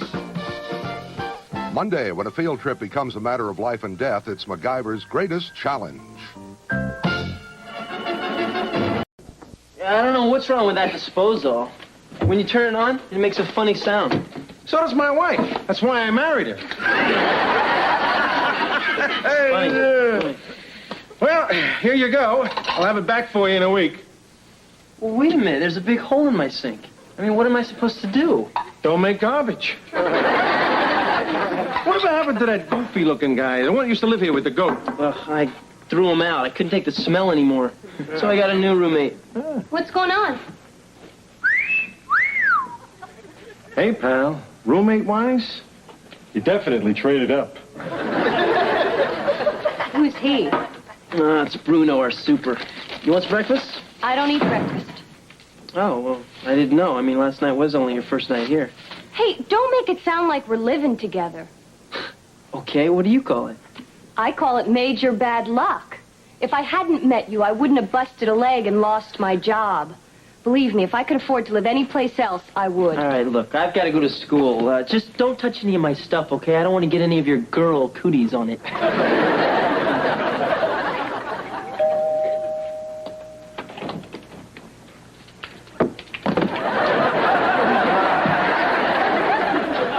Can I help you? As Harry Truman once was saying, the goat stops here.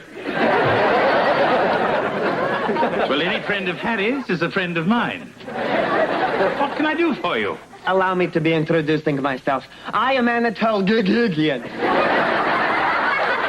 And I am moving in.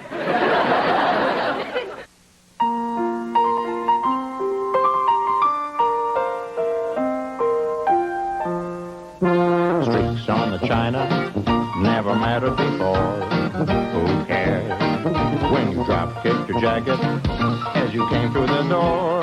No one glared. According to our new rivals, life is more than mere survival, and we just might live a good life yet.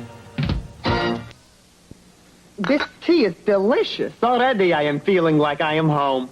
Did Glenn enjoy his tin can? What a well-mannered goat. He can have Wesley's room. Is really matter to be taken up with man of house. Well, I'm afraid man of house won't be back until this afternoon. I do hope you'll consider waiting. You are being very kind to me. Do you have an exterior motive?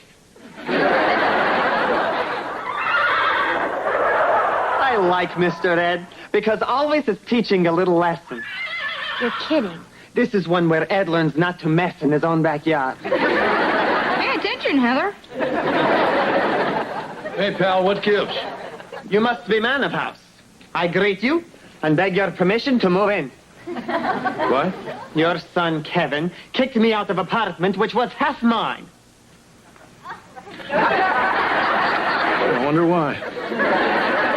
So I am asking, pretty please with bat rings on it. Can I move in? All right. You can't do that. You pipe down, blonde goddess. This is matter for men. Are you going to let him talk to me like that, George? No way. Who are you calling a blonde goddess? What's this all about? It's an old Eastern European custom that I learned during the Prague Spring. When the eldest son throws his roommate out, the family has to satisfy the injustice. Prague Spring my patootie. You're out of here. Let's not be hasty. I mean, there might be legal ramifications. Well, whatever it is, it's Kevin's problem. Well, maybe we should talk to him about it. Let's go. Don't wait dinner.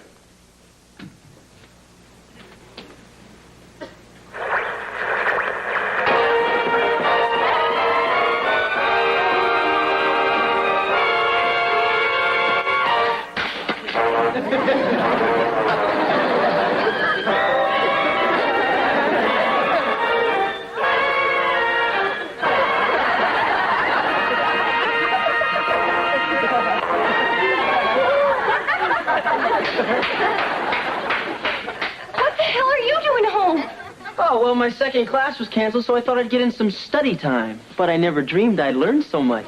I'm gonna take a bath. You need any help getting in the tub?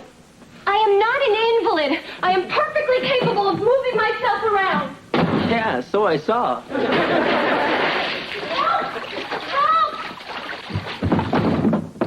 Wait a minute, you don't have any clothes on. I know, so don't look. Well, I have to if I'm gonna help you. No, you don't. Put a towel over your head. Come on, we are both adults here. I mean, you're acting like I've never seen a naked woman before. Well, have you? Yeah, I have. 5 times. I'm thinking. I can't see anything. Good. Wow! It was open. He must be here. Well, if he's not, we're going to stay here until he shows. I want some answers about Anatole and his goat. Then again, it's cheaper than a trash compactor. Let's go. I'm not going anywhere.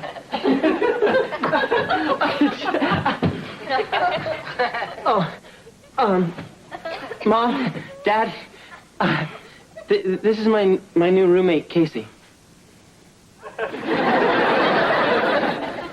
Hi, everybody. Well, this is what I look like dry.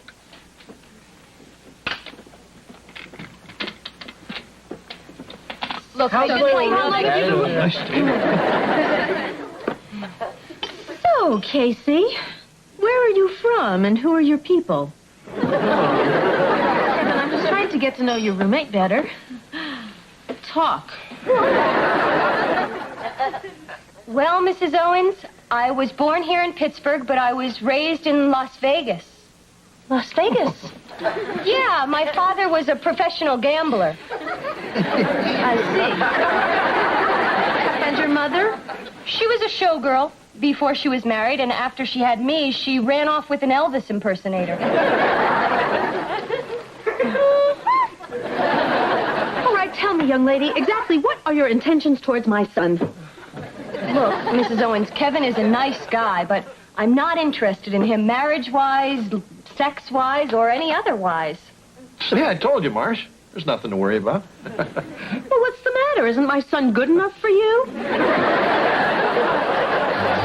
Heel and toe and heel and toe and hip, hip, hip, hip. Heel and toe and heel and toe and hip, hip, hip, hip. Hey, what the hell's going on around here? It's the native dance. The Flotke, I believe. I know the Flotke when I see it. What's he got to dance about? He's thrilled with his new family. Oh, yeah? Hey, pal, I talked to Kevin. He said he gave you back all your money minus the cleaning deposit. This is not about money. This is about dignity of your name. Hit the road. Come, Gwen.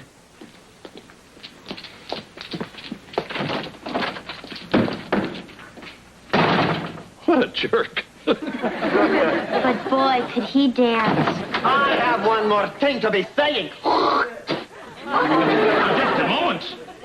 Because you did not take me in, a curse on you and all your skin. You have made a great mistake. Bad luck will come. This is not fake. La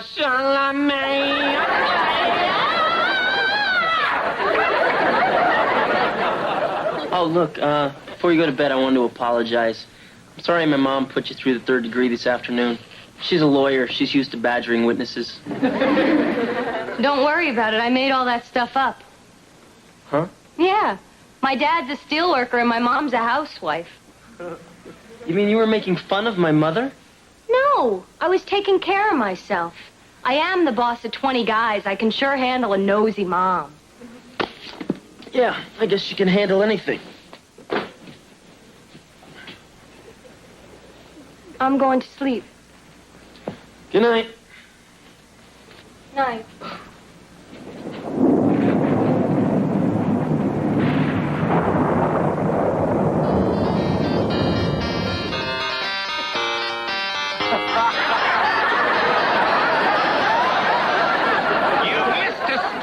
You wretched wench. Forgive me, oh wicked stepmother. Methinks the larder needs restocking. Methinks an extra Y chromosome got over the fence.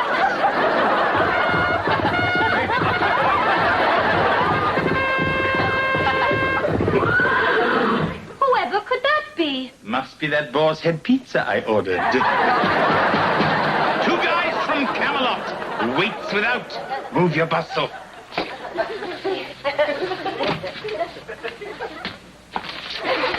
I am pleased to be announcing the arrival of His Royal Highness, the Prince of Charming. I, the Prince of Charming, am here to rescue you, oh fairest one, from your life of drudgery and bad cooking smells. Go for it, Big Mama. Not so fast, fur lip. It is to you I speak, oh bodacious damsel. All the kingdom knows of the slave-like life you lead. And I, in my band uniform, am here to pluck you from the clutches of this brocade buffalo. Look, this is my job. This is what I do. And I don't need you or any other man to rescue me. I can take care of myself. Got it, Kevin? Kevin? Kevin? Kevin?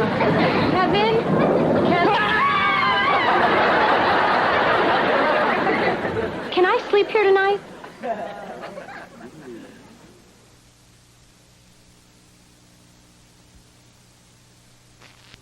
You want to sleep here? With me? Hop in. Look, I don't want you to get the wrong idea about all this. I am not a tease. No, you're being very direct, and I appreciate that. Kevin, the only reason I'm in bed with you is because I'm afraid of the thunder. Oh, well, I'm afraid of lightning. Maybe we can merge our fronts. I'm serious. So am I. Forget it, Mr. Sensitive. I'm going back to my room.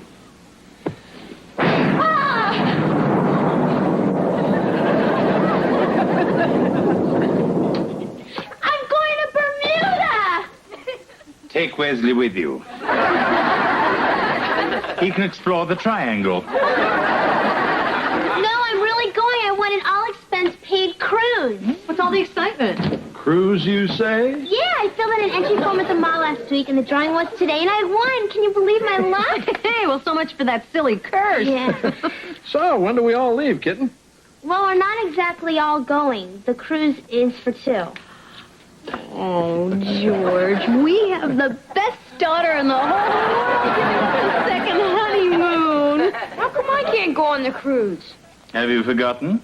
You're banned in international waters. You know, you're all so selfish. This is my cruise, and I want it. Don't you take that tone with me, Missy. Mom, I'm the one. Why can't we all go? Round 1 over. Lunch will be served at the end of round 2. Where are you going? You look like some kind of college professor. Well, actually, there's a party over at the student union. And listen, if you're just going to be hanging out here all night, maybe you'd like to come with me. Oh, thanks. I wouldn't fit in.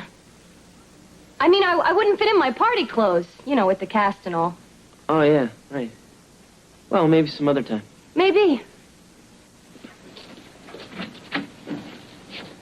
Guess I'll be seeing you. Guess so.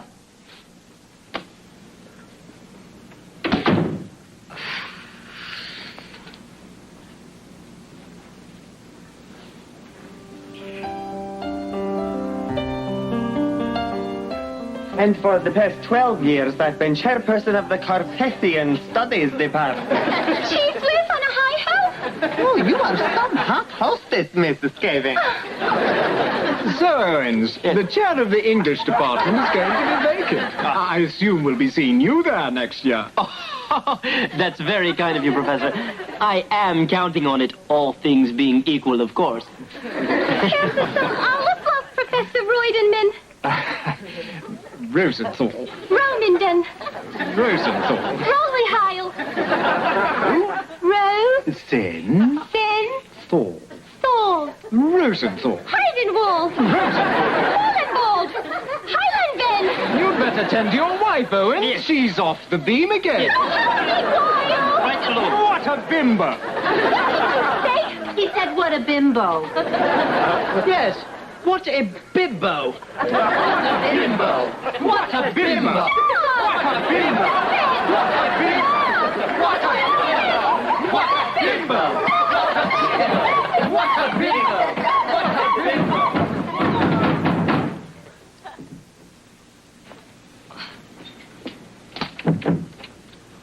What do you want? I brought you a little present. It's a garbage disposal. I stayed up 2 nights fixing this for you. Look, do you have to do that now? It's late. Super's work is never done. Besides, I needed to get out of the house for a while. My wife doesn't understand me. Honey, I know exactly where you're coming from. Oh, he was simpatico. Hey, what's going on here? I was just installing your garbage disposal. Yeah, right, pal. Well, not tonight. You're out of here. You'll be sorry the next time you make coleslaw.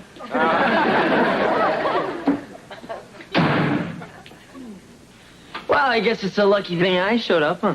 You're overreacting, Kevin. I could have handled it. Oh, yeah, right, Casey. Come on, who are you kidding? I could have handled it. I can take care of myself. Yeah, that's all I ever hear. Oh, well, I'm sorry if my limited vocabulary is boring you. Hey, look, I never said you were boring, but if you were, I'm sure you could handle it. I don't need this. I don't need this either. Fine. Fine.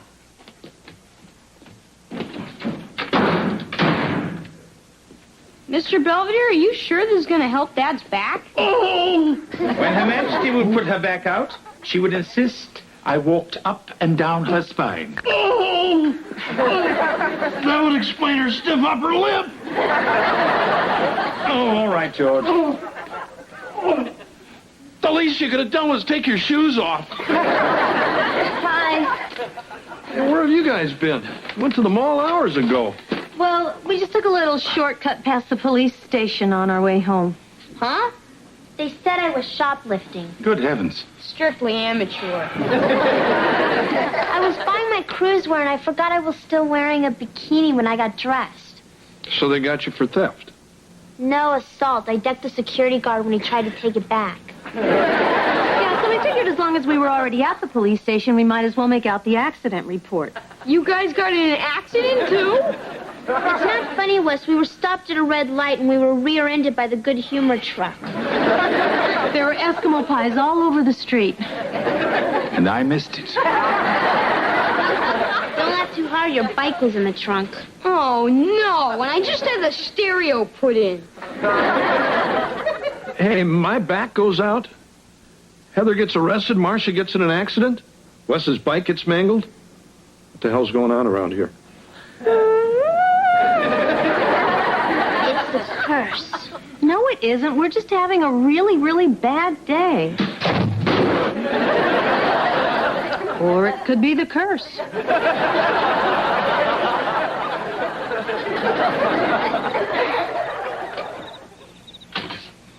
Hi, Mr. Belvedere. Hello, Kevin. I'm sorry I didn't do your laundry, but I've been rather busy. No, I didn't come for that. I just wanted to talk to you. Make it brief. I'm in the middle of a curse removal. Huh? Yes, it seems that Anatole... I don't want to know. It's my new roommate. I mean, she's driving me crazy. Tell her to move. No. Then tell her to stay. No. I think perhaps we should be a little more specific. I just don't get it. I mean, one minute she's hopping into bed with me, and the next minute she's trying to hit me with a crutch. She does sound highly strung. I try to help her out, you know? But every time I do something nice for her, I get kicked in the slats. Kevin, were there bells on the hill that you never heard them ringing? Yeah. Were there birds in the sky that you never saw them winging? Yeah. I may only be a witch doctor, but from the sounds of your symptoms, you're in love.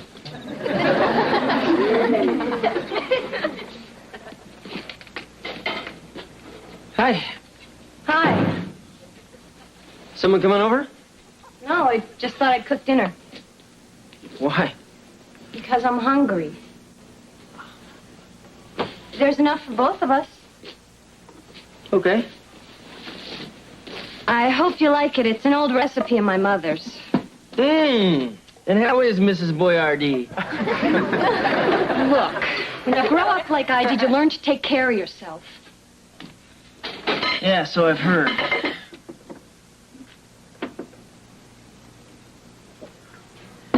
Kevin, I'm sorry for the way I've been acting.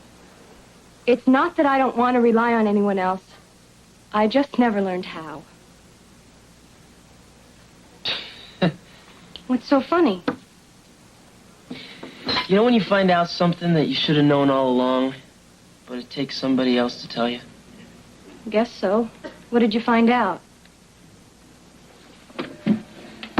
This.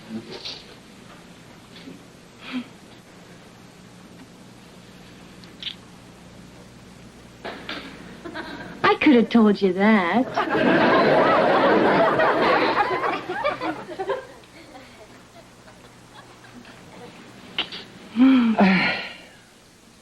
Well, what does this all mean?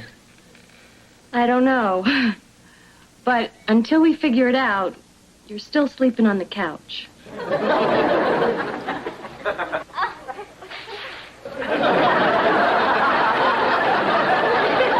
look like an idiot. George, you cannot expect to remove a Balkan spit curse in a three-piece suit. Are you sure this is going to work? This is the only way. First, we must have a ritual sacrifice. Heather? Don't look at me. I'm not a virgin. Mom, get a life. I'm just kidding. Actually, Heather, I was referring to the cruise tickets. Hand them over. Why? Heather, a sacrifice means you give up something. Give him the tickets. And a 1 and a 2.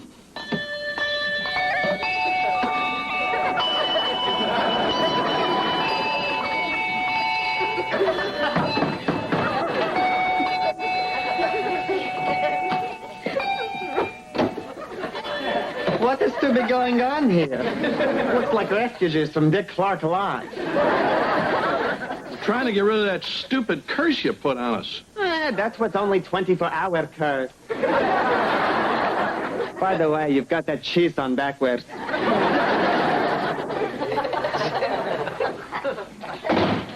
Mr. Belvedere, did you know that was only a 24-hour curse? Certainly. And you burned my cruise tickets for nothing? But think of the fun we had. Now, where were we? On top of old Smoky.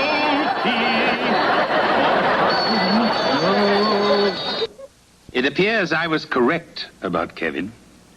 When I questioned him about his roommate, he mumbled incoherently, smiled a goofy smile, then hit his head on the door, leaving the room. As the Americans say, the boys got it bad. As of this writing, the Owens are still peeved that I torched those cruise tickets. If they only knew, the hand is quicker than the eye.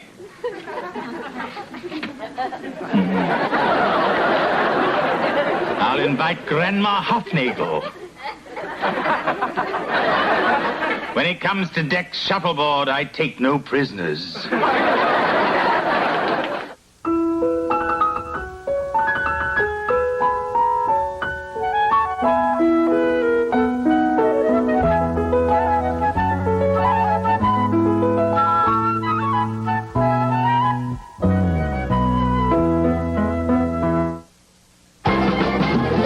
I'm Forrest Sawyer. Later on Nightline, nobody laughs when John Nauman sits down at the piano, but we think you'll have a grand time with him behind the scenes of the Van Cliburn Piano Competition.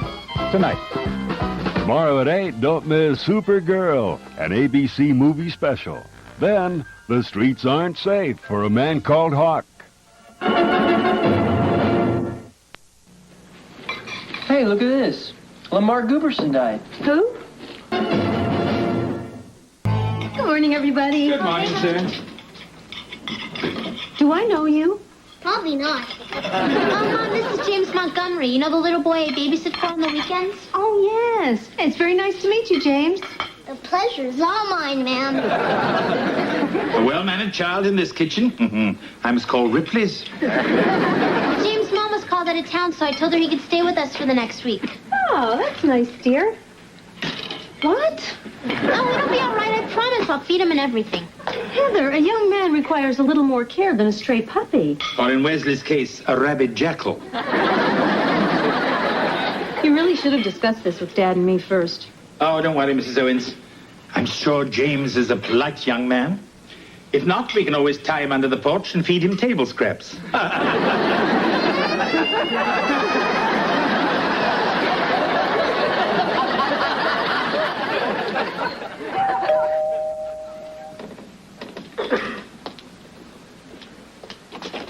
Hi, I'm Bert Hammond. This is my associate Carl Putnam. We represent the Happy Guys of Pittsburgh. Helping others happily. That's our motto.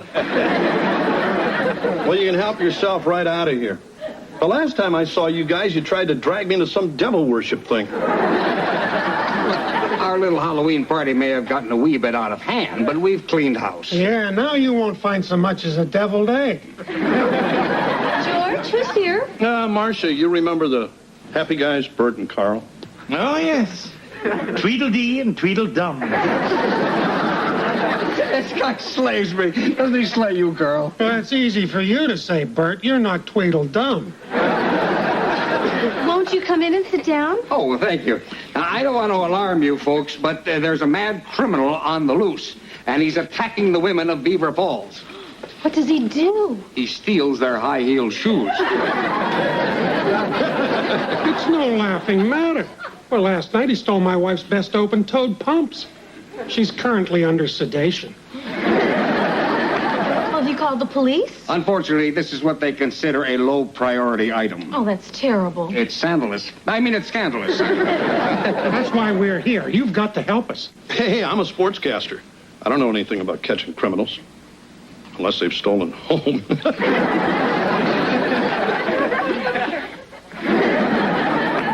Anyway, George, old pal, we need your house for our meetings. What meetings? Tell him, Bert.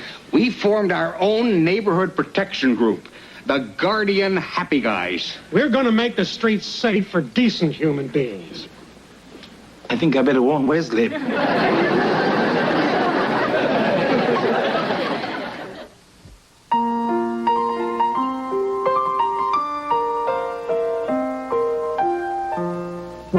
Streaks on the china never mattered before. Who cares when you drop kicked your jacket as you came through the door? No one glared. According to our new rivals, life is more than mere survival, and we just might live a good life yet. Get this straight. You're telling me you've never had detention? That's correct. Although I once had to stay after school to accept a good conduct medal. Where'd you find this geek, Wesley, you can't speak to James that way. Most people do. Wesley, James will be staying with us for 1 week. Surely you can impersonate a human being for that long? What's that supposed to mean? It means quit acting like a jerk. Actually, Miss Heather, a jerk is a dull or stupid person. Wesley seems to be neither of those. I'm afraid you've misspoken. You know, kid, you may not be a total zero after all.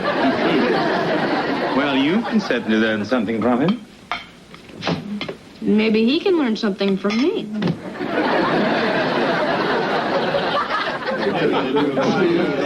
Yeah, you want to come to order, please? Fellas, you want to quiet down and we'll start. Gee, he's kind of high-strung, isn't he? Gentlemen, good evening and welcome to the first meeting of the Guardian Happy Guys. Hey, who had all the crab puppies? George had one. Now, the high-heel bandit, as we have dubbed him, has eluded the police so far. But we, the Guardian Happy Guys, are going to see to it that he's captured and brought to justice. Do we get to wear hats? You mean like golf hats with our own logo on them? I didn't know we had a logo. No, we don't have a logo, and we don't need hats. Hey, but we did have these new buttons made up. You bad guys, cut it out. Little rough, don't you think? Now, the first order of business is to divide ourselves into patrol teams. As long as we're dividing up into teams, why don't we get up a softball game? Hey, can I play first base?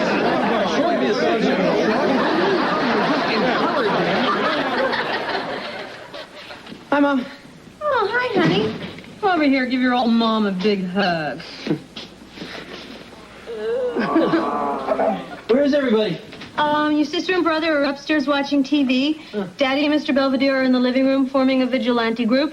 And I have been exiled to the kitchen, so I'm doing my nails. Dad and Mr. Belvedere are doing what? Oh, they're having a meeting with that group of happy guys to track down the high-heel bandit. You're kidding. Take a look.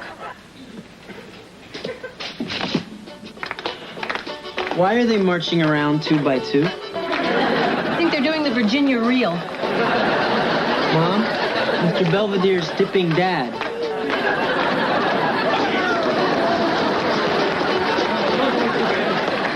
And remember now, we're only the eyes and ears of the police. If you see the high-heel bandit, do not try to apprehend him. Do not take any aggressive action yourself.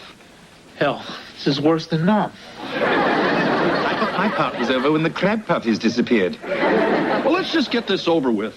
Oh, I think it's too late to go patrolling tonight, don't you, Bert? Way too late. We do have time for turkey in the straw. I still don't get why we're dancing. It fosters teamwork, George. They say the Steelers do the bossa nova.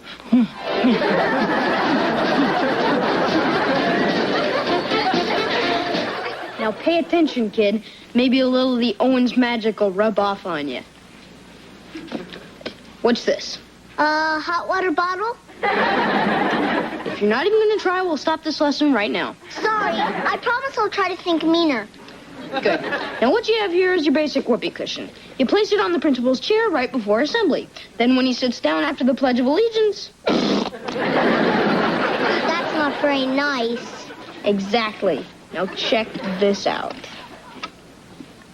Even I know that. That's a rubber snake. Wrong. It's the real McCoy. But serpents are not indigenous to the Beaver Falls area. They are now. Quick, put him under that magazine on the chair. But that's Heather's magazine. Won't she be startled? At least. Hey, Wes, have you seen my 17 magazine? I believe it's over there.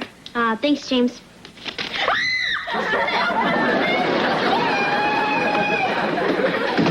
Well? I never knew it could be like this.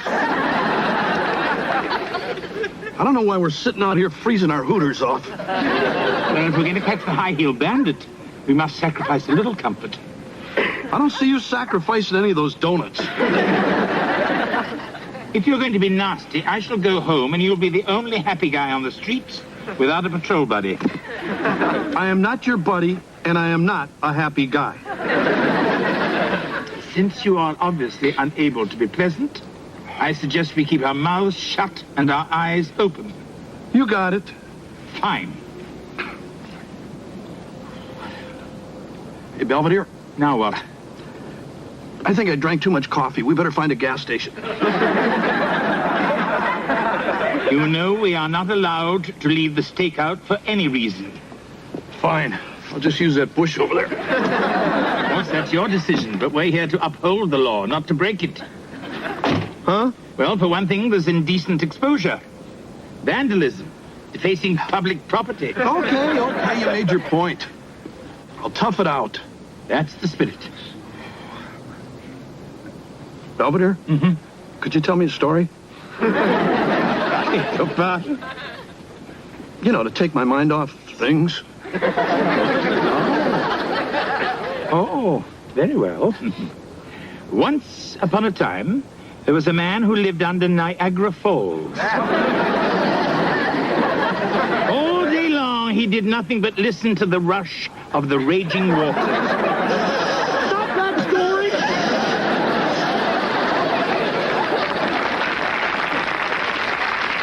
Stay tuned for Shock Fear Theater. Tonight's presentation, The Killer Bra Strap in 3D.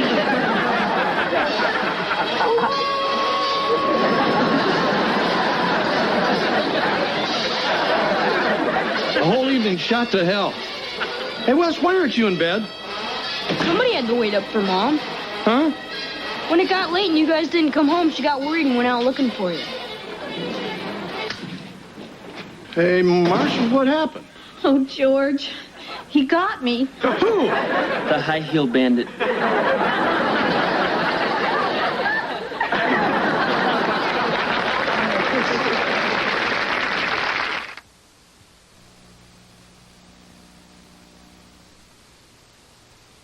All of a sudden, I feel something in my back, and a voice in my ear says, "Give me those pumps or I'll pump you full of lead." What happened then? This is the worst part. I gave him my brand new snakeskin pumps. I paid $350 for them. You what? Down from $500? Oh, George, don't be angry. I've been violated. Well, so have I. Folks, I'm trying to make a report here. Sorry. I'm just sick about this. Hi, I'm Bert Hammond. This is my associate, Carl Putnam. We represent... Just get in here. Came right over as soon as we heard about the missus. Yeah, we picked up the police call on the scanner in my car. Oh, by the way, your car's being towed. You know, you guys are supposed to be in charge of getting this dirtbag off the street. Now, I want to know what you're going to do about this. Ooh, he's got spunk, Bert. Yeah, real spunk. Have you ever considered becoming a junior happy guy? Look, I'll do whatever I can to catch this jerk. Yeah, we do need to take stronger measures. I'd say this calls for another meeting. Maybe we should have it here. Tomorrow night, 8 o'clock. I'll be here. I'll bring the accordion.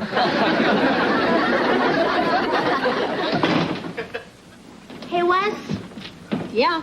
Have you seen James? I went up to his room to look for him, and I found this note on his pillow. It says, "I didn't do it." Didn't do what?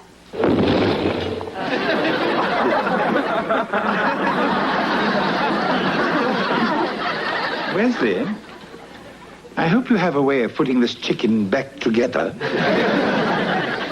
I didn't do it. Then who did? James. Ridiculous. He's far too innocent to have masterminded something like this. He must have had help. Hey, all I did was show the kid a few basic moves. Can I help it if he's a natural? Wesley, you're poisoning his mind. I forbid you to teach him anything else. Okay, but he's tasted success. You'll probably be hearing from him again. Now, if you'll both excuse me, I am going upstairs to change. I seem to have fouled myself. Mr. Belvedere! Oh, Mr. Belvedere, I need you! Mr. Belvedere! What is it? My hands are rather full. Oh, dear. You have to help me find James. First, we must find Lady Clairol. That pint-sized Al Capone put blue dye in my shampoo. No doubt after you put Pop Rocks in my souffle. This is all Wesley's fault. I'm gonna pound him right after I smack James bald-headed. Good Lord, Wesley, what have you done? Nothing yet. Then what's that? What's left on my new 10-speed. I told James he could write it. Apparently he rode it through hell. Wesley, you created this monster. You have to stop him. Hey, Westman! Looks like something happened to your bike. This isn't funny. Loosen up, dude. Where's your sense of humor? Gone up in smoke. Hey, Tubbs, your beach ball's lopsided. They call me Mr. Tubbs. James, I want you to quit acting like this. What happened to that sweet little kid I used to babysit? That geek? He's history. By the way, I love what you've done with your hair. Come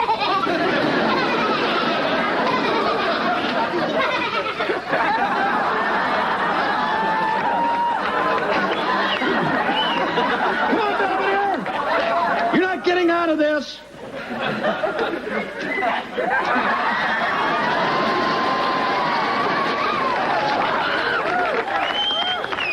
I couldn't find a bag to match my shoes. My, don't we look lovely this evening? Knock it off. Let's just get this over with. All right, you are, cutie. Gentlemen, or perhaps I should say ladies. Not to me. This gives new meaning to the word dragnet. Now, for everyone's protection and safety, we'll work in pairs. By strolling the streets as women, we'll catch the high-heel bandit right where he lives. Well, if we know where he lives, Bert, why don't we just go over to his house? That's it. I'm out of here. Oh, no, you don't. I'm not going anywhere without my best girlfriend. Just don't try to borrow my lipstick. Hey, where's Kevin?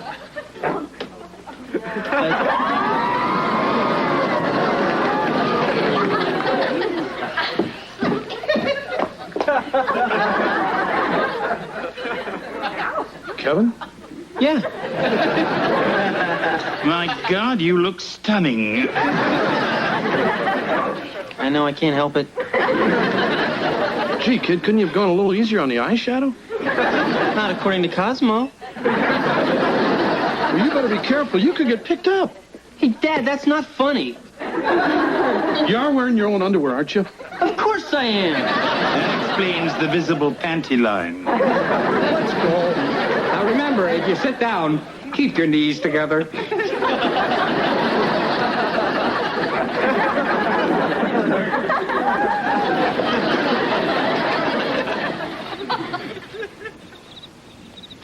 Here you go, Belvedere. You sit down and I'll wait for the bandit in the bushes. Why should I have to be baked? Let's just say you're easy to spot from a distance. Very well.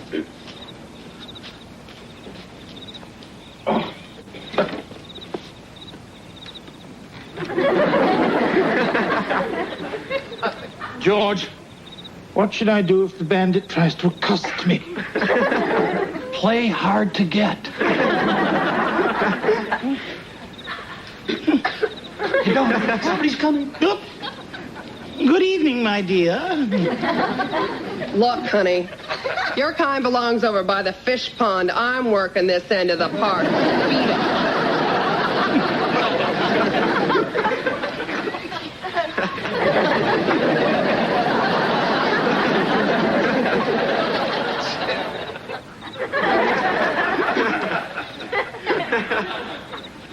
Evening, miss. Good evening, officer. A little late for a lady to be out by herself at night. Oh, I'm not afraid. You should be. And there's some nut running around stealing women's shoes right off their feet. Oh, silly.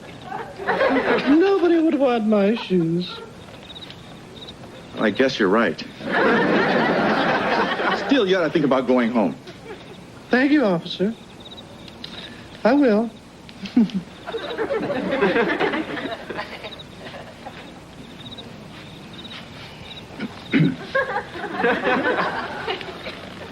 Say, what's your sign? Dead end! Dead end!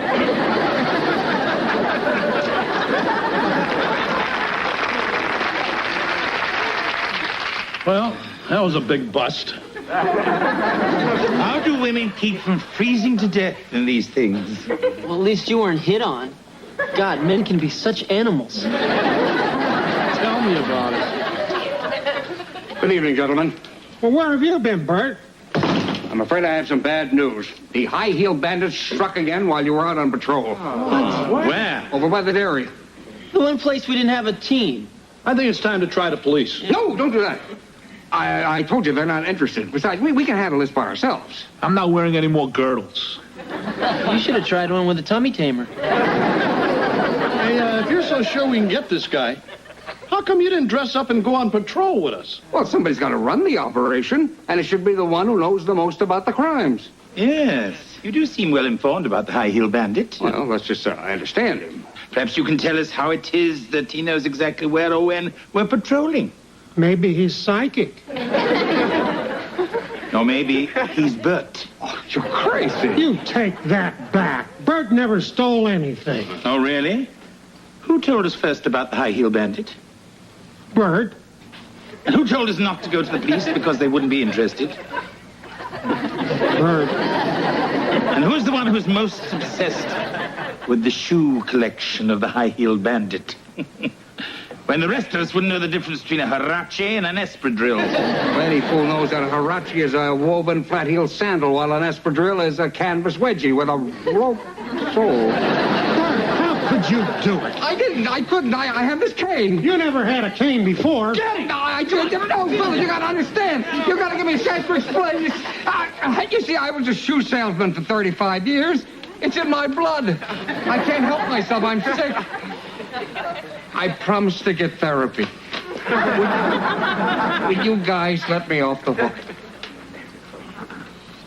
No.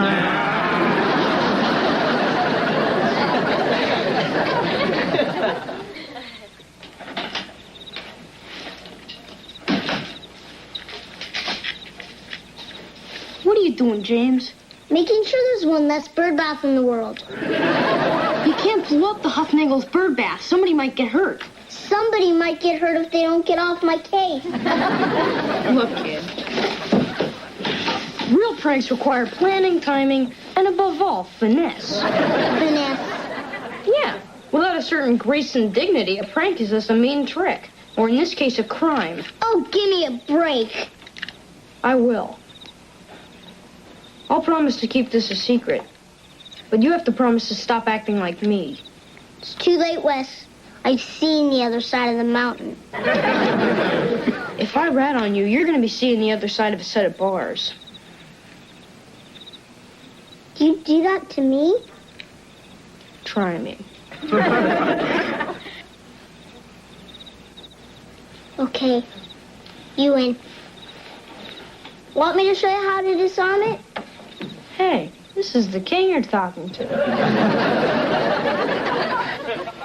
Ready to go home, James? Sure, Heather. Okay, let's hit the road. Could I have a moment alone with Wesley, please? Okay, I'll just put your bag in the car. Good. Thank you, Wesley, for almost an enlightening stay. The enlightenment was mutual. Guess I'll see you. See ya. Are you sure you disconnected that detonator correctly? Hey, piece of cake. Good.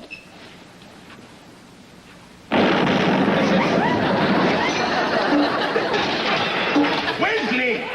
There's a bird bath in my crumb cake! The Beaver Falls crime sprees, both civil and domestic, have finally come to an end. With only Wesley's demented tricks to fear, it's almost like being on holiday. But the high-heel bandit was let off with a fine and a stern warning to steer clear of ladies' footwear and the feet on which it gathers. My part in his capture has left me with my dignity only slightly askew. Others were not quite so fortunate. Come in. Mr. Belvedere, can I borrow a pair of gloves until the crazy glue wears off?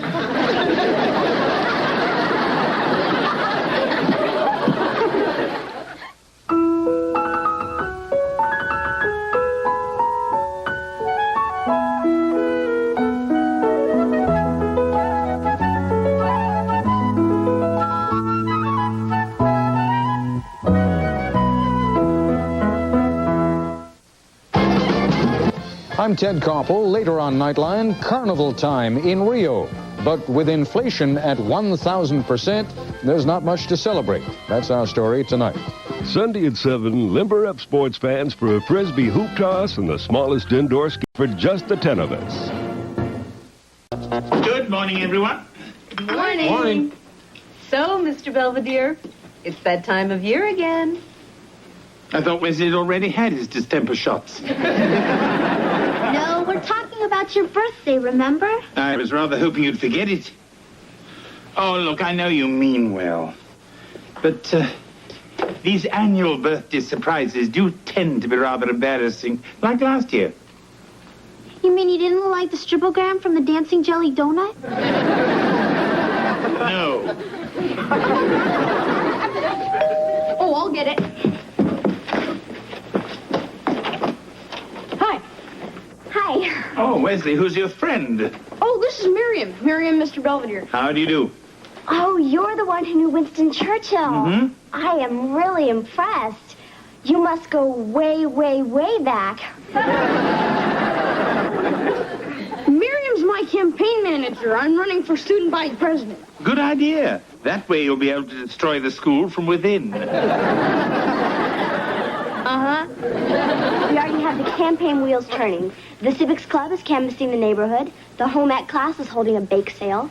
And the video squad is producing The Life and Times of Wesley T. Owens. A horror film. We are looking at a landslide of historic proportions. But how can you be so certain? I'm running unopposed. Well, if no one registers by the end of the day, I am. And just in case, we're going to make sure Wesley's face is plastered all over Beaver Falls. Well, you can skip the post office. I'm sure it's there already. Let's go. Come on, Spot. We have work to do.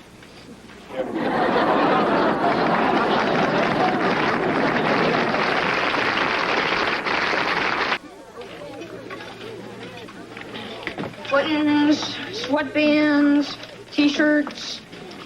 Hey, where are the Win with Wesley gym shorts I ordered? Oh, they just came in. Before you know it, the entire student body will be sitting on your face. Hi, Wesley. I'm wearing your T-shirt. Hi, Kimberly. Hi, Moose. I didn't know that you and Kimberly were an item. Here. Have a pin.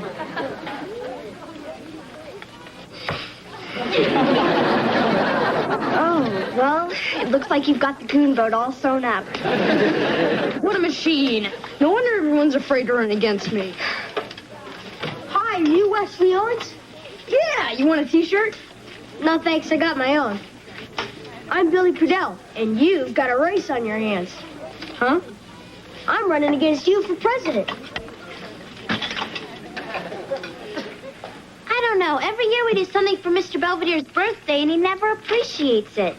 Hey, here's a gift we can get him. An exercise bicycle. Does they make one built for two? Hey, you know it could be fun? We could blindfold him, put him in a limo, and take him to Chuck E. Cheese. Hey, you know what I think? I think the Penguins could go all the way to the Stanley Cup this year. There is nothing like ice hockey chat to bring a family together. And this, of course, is birthday chat. Please, I asked you not to make a fuss this year. A simple card will suffice. But we just want to show you how much we appreciate you. Perhaps you could pay me last month's wages. That's funny. Hey, everybody. Hey, look who's here. President Owens. Don't bank on it. Who's Podell? Billy Podell, he's a paraplegic. So? So how am I supposed to trash a kid in a wheelchair? Come on, champ. You can think of something. Well, I mean, he'll work out a strategy. I suggest you ignore the disability completely. What do you mean? Run a campaign of substance and discuss the issues. Well, I'm willing to try anything. But if this doesn't work, I may have to hire someone to break my knees. Could that be my birthday present?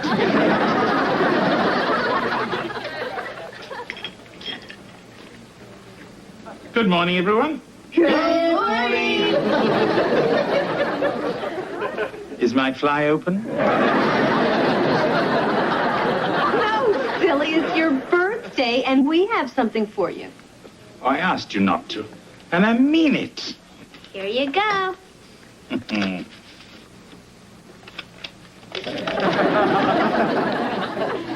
Happy birthday.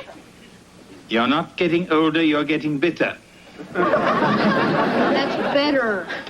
Oh. It's what you said you wanted, big guy. Oh, yes, indeed. It's a special card, though. Oh, really? Yeah, it's one of those recycled ones. Who knows? Last week it could have been a roll of toilet paper. What a pleasant thought. Oh, Mr. Belvedere, are you doing anything tonight? No, why? Well, I'm having a campaign meeting here, so if you don't want to be bothered, you may want to go out. I won't be in the way. But if you want me out of the house, I'm sure there's a movie I could attend. I could be back by 9 o'clock. Whatever. Would you pass me the margarine? Here you go. Thank you. Oh, here, you can have this. And if I'm elected your president, I promise to finally do something about the lousy food in the cafeteria. Who are you, the galloping gourmet? I can order an investigation of that green gravy they pour over everything. What is it, and what are they trying to hide? Yeah! Oh, come on. We're just a student council, not the food police. Bruce Kingman, Beaver Falls Junior Press. Wesley, the polls say you're 30 points ahead. Oh, yeah? What do the Russians say? Remember, ask not what your school can do for you. Ask what Wesley T. Owens can do for your school. Win with Wesley, win with Wesley, win with Wesley, win with Wesley, win with Wesley, win with Wesley. It's dark. I think I hear giggling. Try and act surprised, Lynn.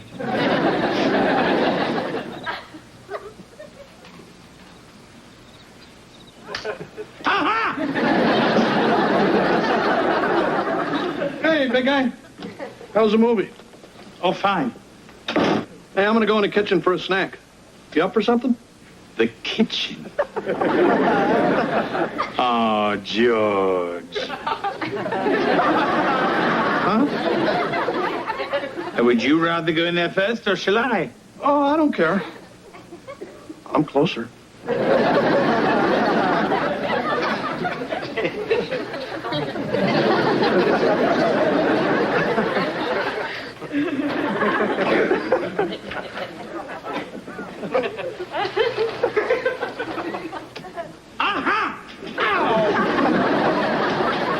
What's the matter with you, Belvedere? I thought I saw a raccoon. Oh. Well, how about some hot rum and cider? No, thanks. Come on, let me pour you a nightcap. We'll drink it out on the patio. Out on the patio, George, I may just take you up on that offer.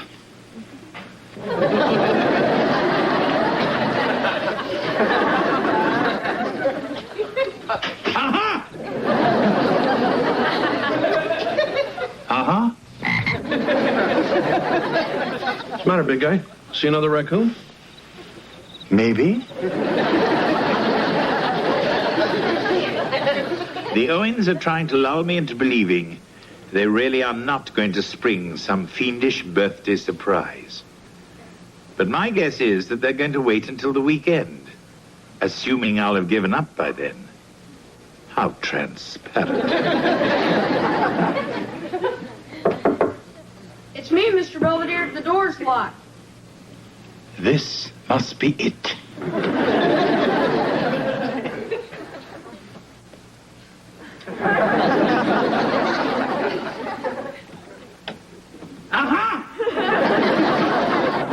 You okay? Yes, I'm fine. Well, anyway, I just wanted to thank you for the campaign advice about sticking to the issues and all. It's working like a charm.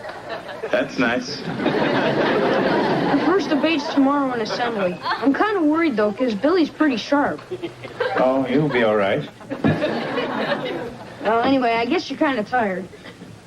Oh, by the way, I'm done with the bathroom if you want to use it. Night.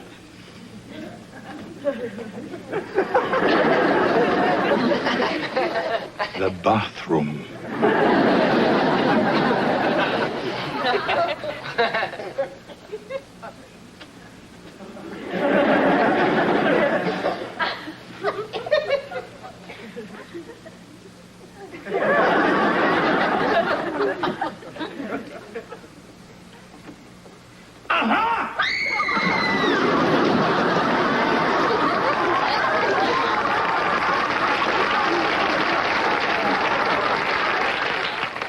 Welcome to the first of 2 debates that will help you to choose your new student body president. And oh, what a proud day this is for me to see you fine young citizens participating in our glorious democratic process. The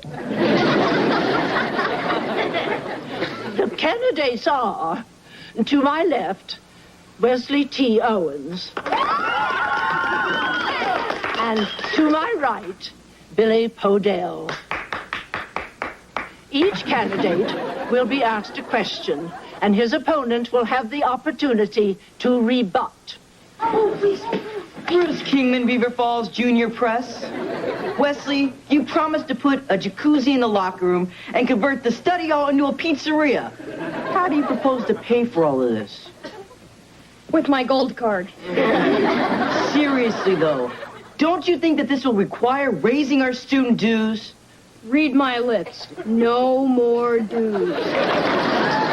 I must caution the audience against loud demonstrations. You're just like a bunch of naughty kittens.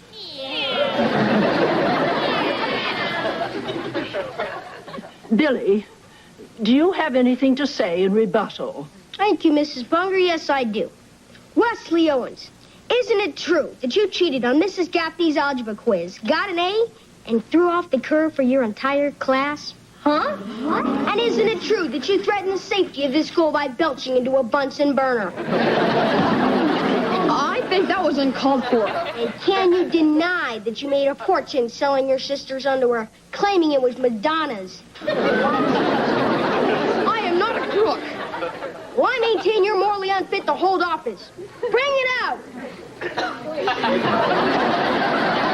Wesley Owens, exactly what kind of monkey business was this? Hey, that's my chick! We were just playing musical chairs. Owens, you're in big trouble. Get him!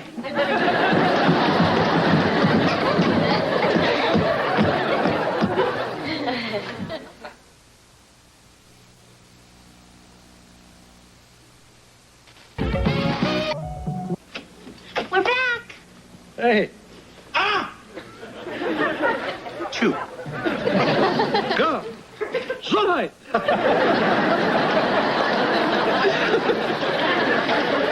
Have a nice time at the roller rink? Delightful. I gave up an evening with Mozart to watch a group of teeny boppers in spandex fall on their fannies. Sounds like fun to me. You know, Mr. Belvedere's acting really strange. It's like when we got into the roller rink, he jumped in and yelled, "Aha!" Maybe you saw a raccoon. You don't think he's still expecting a surprise birthday party, do you? A vote for Fidel is a vote for Schaefer Hallway. Yeah! A vote for Fidel.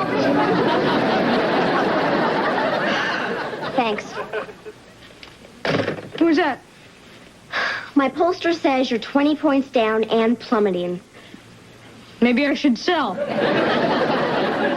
It's not too late, Wesley. We can still win this together. I can be Nancy to your Ron, Barbara to your Bush, Edie to your Armin. Sure, Miriam. Listen, I have a source who went to the same school Billy used to. Get this. Billy worked at the school store and was caught skimming candy off the top and selling it to his friends. Oh, yeah? And he got busted for it? Yeah, it's the scandal we've been hoping for. Podell wants a smear campaign. Let's give it to him. But what if nobody believes it? I mean, Billy's in a wheelchair. So what? Franklin Roosevelt was too. And he rolled over everyone for 4 terms. Tomorrow's the last debate, and you better pull something off. Because I don't waste my time with losers.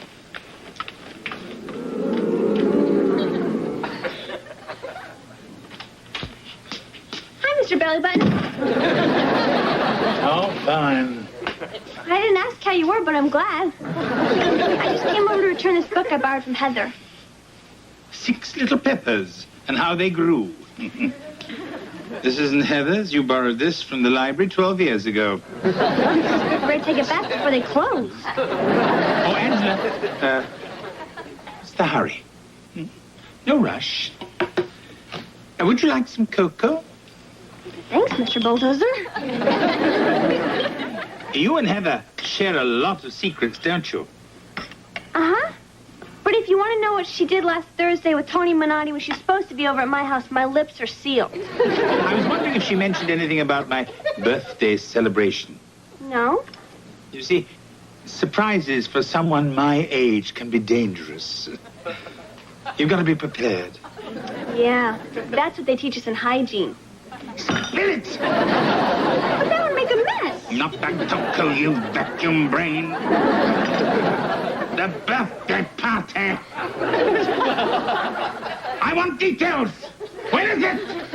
Tell me, I want details. But I don't know anything. I have a way of making you talk. So, how about my birthday party? Huh? See? Or I scratch. Happy birthday to you. Happy birthday to you. Happy birthday, Mrs. Buffalo. Happy birthday to you.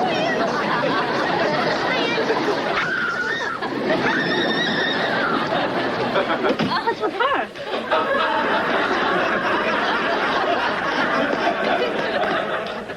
How should I know she's your friend?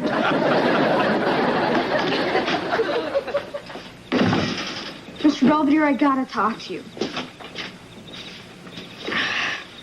I heard some really good dirt on Billy Podell, and if I use it, I'll win. He's been using really slimy tactics, and it would serve him right. On the other hand, I'd feel bad about beating him that way. I mean, his life has been so tough. But if I don't do something drastic, I'm gonna be dead meat. I guess I should listen to my conscience on this one, huh? Whatever. Well, thanks for your advice, Mr. Belvedere. You really helped me out. I want some pie.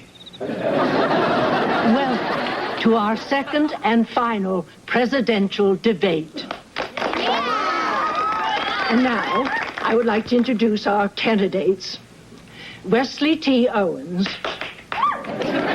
and Billy Podell. And now, for our first question. Bruce Kingman, Beaver Falls Junior Press.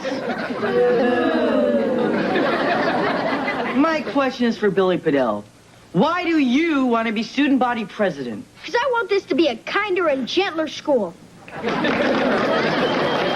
I believe this school needs a leader who's trustworthy, not someone who set a record for school detention. Wesley, you may respond. You know my opponent has been questioning my integrity. Well, let me say this about that. I have learned that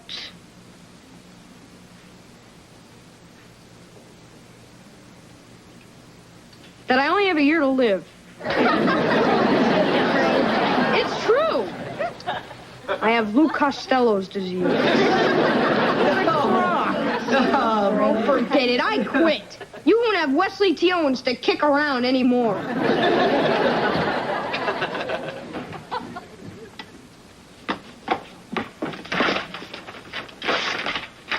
Hey, what are you doing? Throwing in the towel. Look, you gotta get back to the assembly. Mrs. Bunger's freaking out, and it isn't pretty. Hey, I'm giving you the election. What more do you want? Come on, Owens, don't be such a wimp. Just leave me alone, okay? You're a wimp and a nerd, and your whole family's a bunch of dweebs. Hey, don't push me, pal. I could have spilled the beans about that stunt you pulled at the school store. Huh? You knew about that? Yeah. So then why didn't you use it? Why, because I'm some poor little kid in a wheelchair that everybody's supposed to feel sorry for? That's what you want, isn't it? No, I want a fair fight. I'm tired of being treated differently. That school I went to is a special school. All those teachers and nurses and counselors hanging all over me. I'm sick of being special. I just want to be a kid. Yeah, well, if it makes you feel any better, I don't think you're so special.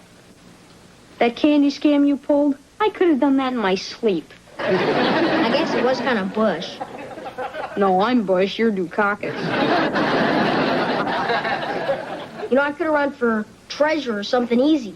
But I wanted to run against you, because you're a legend. Yeah? In fact, you're kind of my idol. Gee. And why'd you dump on me like that? Because I wanted to win. I can live with that. So what do you want to do? Go back in there and roll around in the mud like real politicians.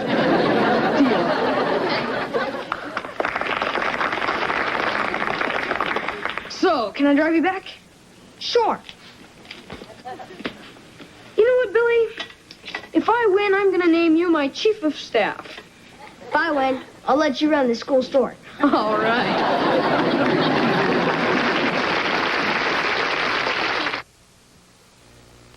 Mr. Belvedere will be right back. Since Wesley's narrow defeat, and he's shown no inclination to return to politics. If he can hold out another 80 years, we may yet avoid Armageddon. And that may be how long I'll have to wait before the Owens celebrate another of my birthdays. Why did they have to choose this one occasion to do exactly as I asked?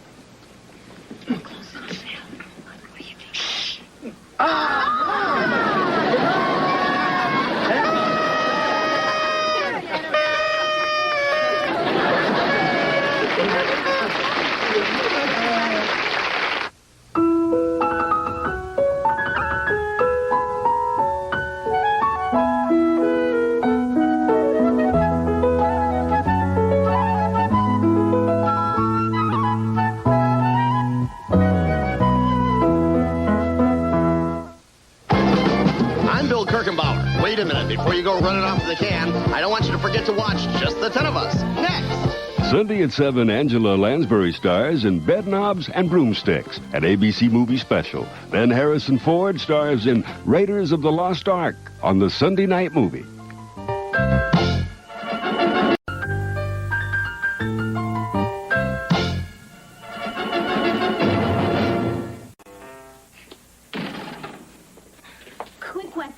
Dad's on his annual spring cleaning tear. So what?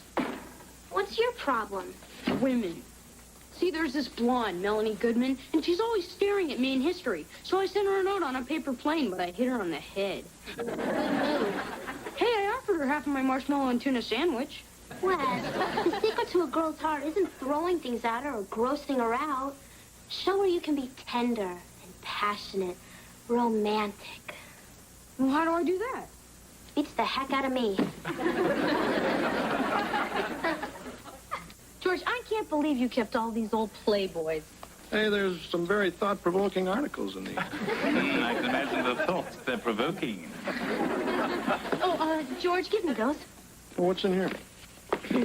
It's a bunch of letters. Yeah, George, they're mine. Well, what's so important about these? Gimme. Huh? Give Huh? me. Huh? Children. Okay, if you really must know, they're just some old love poems. From who? Nobody. Barry Clayton. That wimp who followed you everywhere before you met me? He was not a wimp. His poems were sweet and touching, and I'm not going to throw them in the garbage. Okay, then I will. Okay, fine. Hey, those are collector's items. Yeah, the trash collector. Whose stupid idea was this spring cleaning anyway? Yours, George.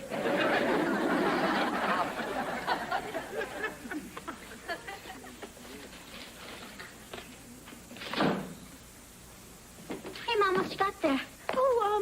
A recipe for meatloaf. Yeah, your meatloaf gives us all a good cry. Well, actually, it's an old love letter. Oh, Dad wrote you love letters? No, not exactly. Huh? Well, then who are they from? Oh, Mom, you're not having an affair, are you? Relax. They're from a boy who used to have a crush on me, but he was too shy to tell me, so he used to write me these sweet little love poems. Oh. Listen.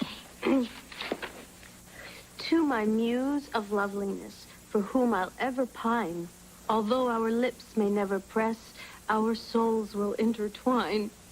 Oh, Mom, that's so beautiful. Yeah. And it was all for unrequited love? I'm afraid so. Well, how come? 'Cause I met your father. Sad. Hey, I'm sorry about the wieners in the hot roller machine. I didn't know you'd take it so hard. Yes, she's crying over some old love poems. You mean a bunch of mushy stuff really does that to Mom? Yeah, Mom and every other woman in the world.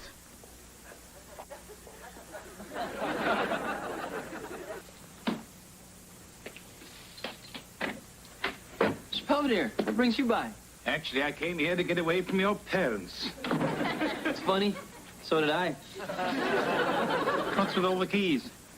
Oh, I inherited them. Did the building manager die? Yes. Oh, sorry. Yeah, it's too bad. But now I got his job and I get half my rent off. But you don't know the difference between a screwdriver and a chainsaw. Come on. This building's really well constructed. It'll be a walk in the park.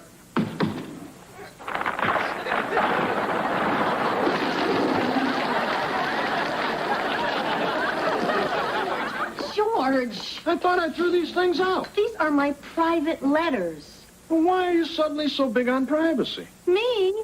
Why haven't you ever shown me your lodge salute or your secret fraternity yodel? If he ever does, please don't share them with me. You still have a thing for this guy? No. It's just that these are the only things I ever received that are even remotely romantic. Yeah, I'm always getting you romantic stuff. What about your birthday? I got you the Popeil Pocket Fisherman. Be still my heart. Okay, I'll go right out and buy you a dozen roses. Will that make you happy? No, not if I have to ask for them. I love roses. Hey, Mom, how do I look? Just like a man. Hey, Wes, what are y'all dressed up for? Nothing special. Just going to the library with Melanie. Oh, I thought she was giving you the cold shoulder. Well, I know it's dumb, but when I saw you and Mom sniffling over those old love poems, I thought, what the heck? So I tried to write one myself. I slipped it in Melanie's locker, and she melted like a glob of cheese whiz.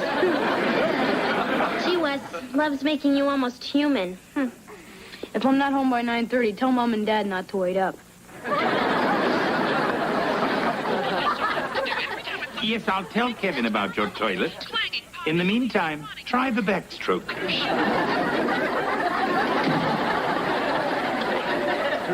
What happened to you?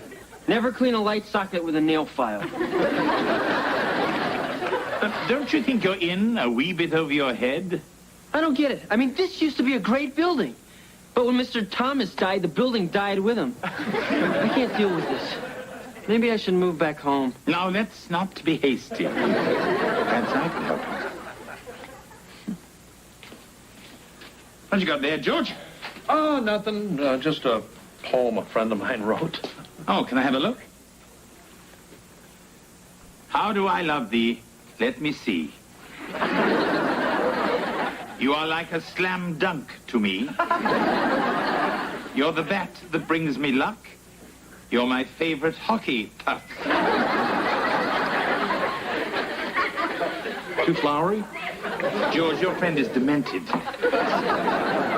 My friend is me. No. Hey, big guy, could you help me out? Maybe write a sonnet or two? I've already bailed out 1 Owens today. That's my quota.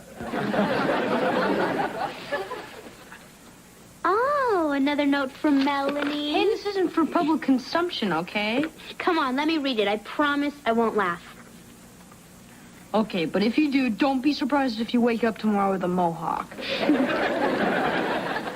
You touch my heart like sunshine that warms a winter day. Your smile like the summer breeze can chase the clouds away. Gee whiz, this is really nice. You're growing up. Hey, don't get weird on me, huh? Come on, I'll make you a milkshake. Okay.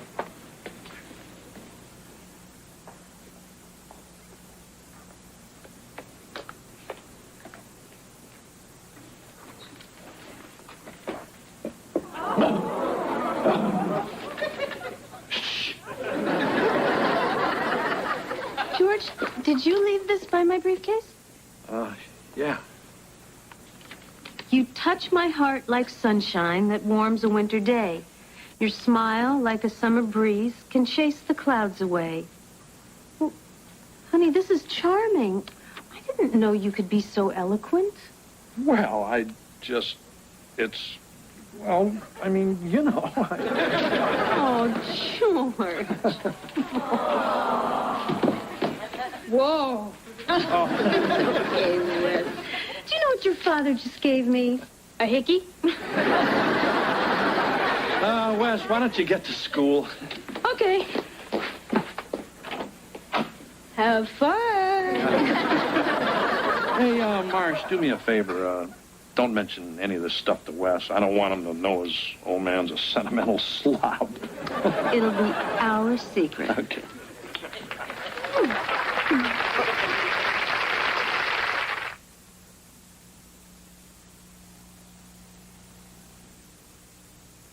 Real life rest. That is the last time I set foot in Mrs. Cicchini's apartment. Oh, did you have trouble fixing her drain pipe? No. But every time I bent over the sink, she pinched me on the tush. Well, you do look pretty cute in your little overalls. Kind of like Junior Samples. By the way, Miss Avedon in 4F just called. Her shower wall's leaking. Oh, do you have any grout? I don't think so, but if you're hungry, I think I have some donuts. Kevin, grout is the mortar you use to fill in the cracks in the walls. I knew that. You think I'm stupid? Anyone who can con me into doing all his work can hardly be called stupid. Come in. Hello. Oh, Mrs. Cicchini. Is there any problem?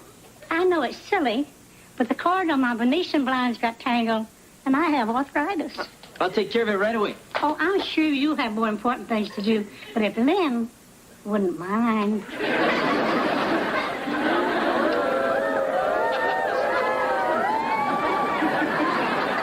Well, I think Melanie's gonna like this one. But I need an unbiased opinion. Tell me what you think, Spot. To my only love. The vastness of the ocean, the grandeur of the skies. Is nothing to the rapture that you capture in your eyes. George, this is even lovelier than yesterday's. It's like you're inspired. Well, I do get some help from upstairs. Don't be so modest. Come on, Marsh, they're just words. But it's like I'm meeting a whole new you. It makes me look forward to every morning. And evening.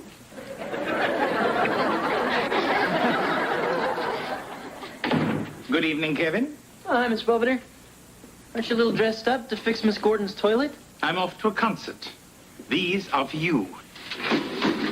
They are called tools. Hey, are you still mad because I had you fix the antenna on the roof? There was an electrical storm. So I lent you my umbrella. Yes, the one with the metal tip. I'm a housekeeper, not a lightning rod. And I'm sick of you taking advantage of my good nature. All right, look, I'm sorry. You're right, and I've been really, really selfish. I just want to thank you for helping me out. And I hope you'll accept my apology. Yes, of course I do, and I'm sorry I snapped. It's just I have a date tonight with this cheerleader, and the heater just broke. All part of life's festive cavalcade. Okay, fine. I just hate to think of all those poor, little old ladies who'll freeze to death if I can't fix the heater myself. All right, Kevin. But this is the last thing I do for you on the planet Earth. And I once had the run of Buckingham Palace. Well, now, what seems to be the trouble? Nice tone. Ah, perhaps it's that loose bolt over there.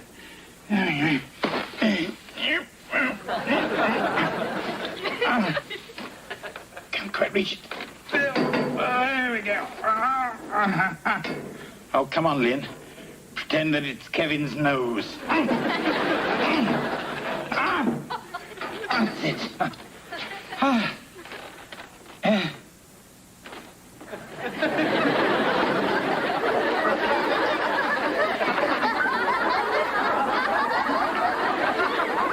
Oh, piddly poop, I'm stuck. Kevin. Oh, Kevin.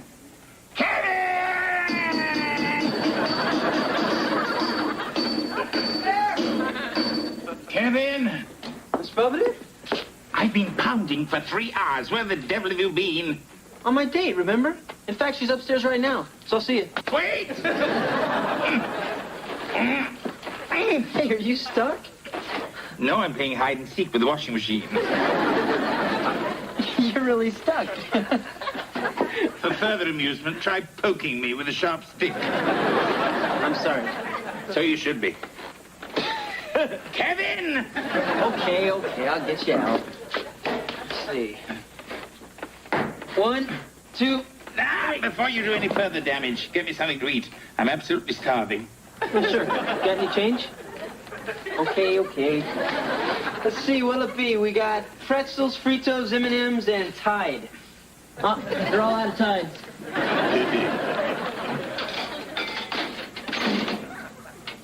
Hey. Nothing came out. I hate that. Wait a minute, I see something.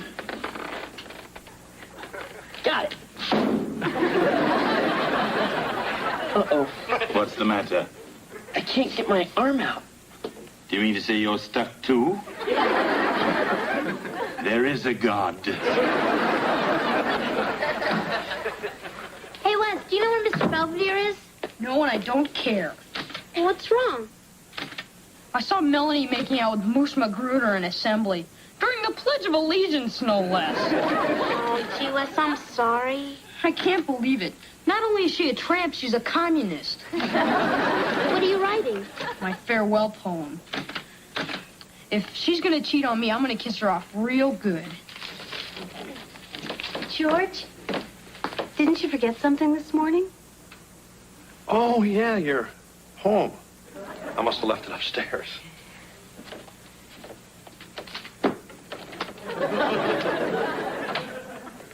So, Wes, you going to school? That was the plan. Hey, put the books down. It's a beautiful day. I mean, why don't you go to the zoo? Huh? You want me to play hooky? Hey, the zoo's educational. Buy all the popcorn you want. Okay. You know, there's this 10-speed I've been looking at.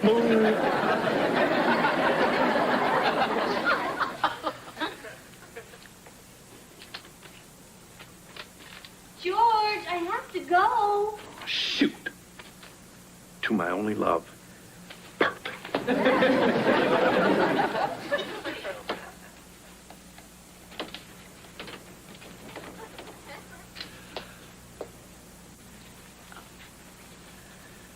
Here you go. Just like Old Faithful. To my only love. You're a sleazy broad. You're a big fat broad. You make me want to puke. If I ever write you another sonnet, I'll be sure to spit a booger on it.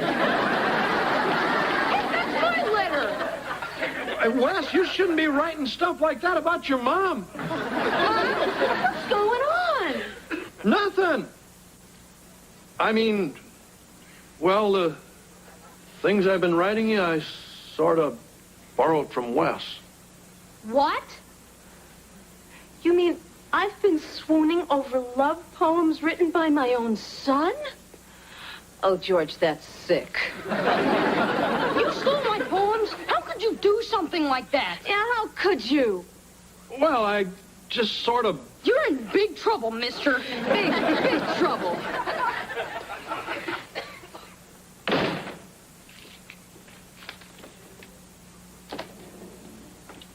Oh, hi, pal. Yeah, Still not talking to your old pop, huh? I don't know. I guess you think I'm a real jerk. Well, on one hand, you invaded my privacy, took advantage of me, and lied to cover it up. On the other hand, sounds like something I would do. Like son, like father, huh? Yeah. Except you got caught. What I don't get is why you wrote the nasty letter. I thought you were in love. Melanie cheated on me. Oh, tough break. But that's what really bugs me. That you were able to score with my poems, but I struck out. Go figure. What is it with you? I don't know. They make us act crazy. But when you find one that's really worth loving, like your mom, well, you learn to play along. You even learn to like it. Someday you'll know what I mean. Yeah, I guess so. Hey, look, pal, I'm sorry for what I did. That's okay. Listen, Mom made me go to school. Can I go to the zoo tomorrow? I don't think so. Then I guess you want your $300 back. Hey, look, maybe this weekend we'll go check out that 10-speed. Dad, you're okay. George. Hey, I know what you're going to say.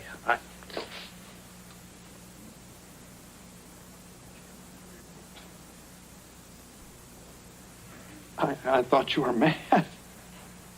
You made a total ass of yourself, George. But you did it for me. Well, you may not be Lord Byron, but the message got through. Hey, Mark's not here. We don't want Belvedere barging in. Where is he, anyway?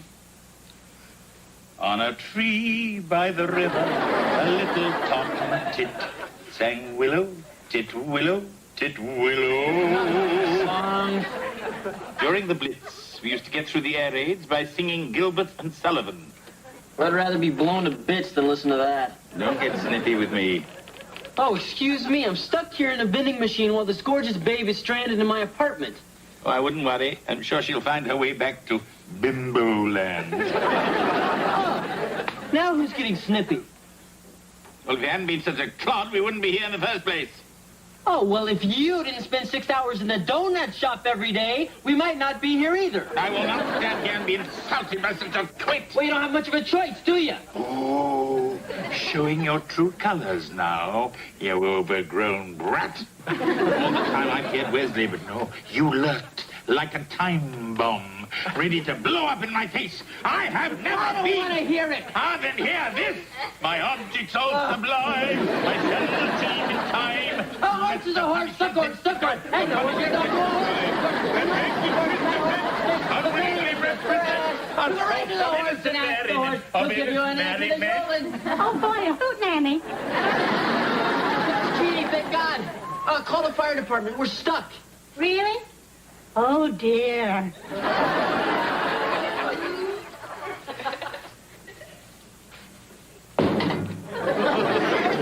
All right, thanks. Claudia, darling, I'm coming. Come back here, you blackguard! Oh, Lynn, we don't need him. I can get you out of there. You can? Sure. Well, what's the rush?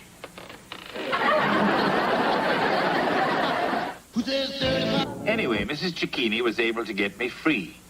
But not until she forced me to eat her oysters oregano, while she played Misty on a kazoo. Meanwhile, the love letter scandal has resolved itself, and serenity has descended on the Owens household. To paraphrase the poet, love works in mysterious ways.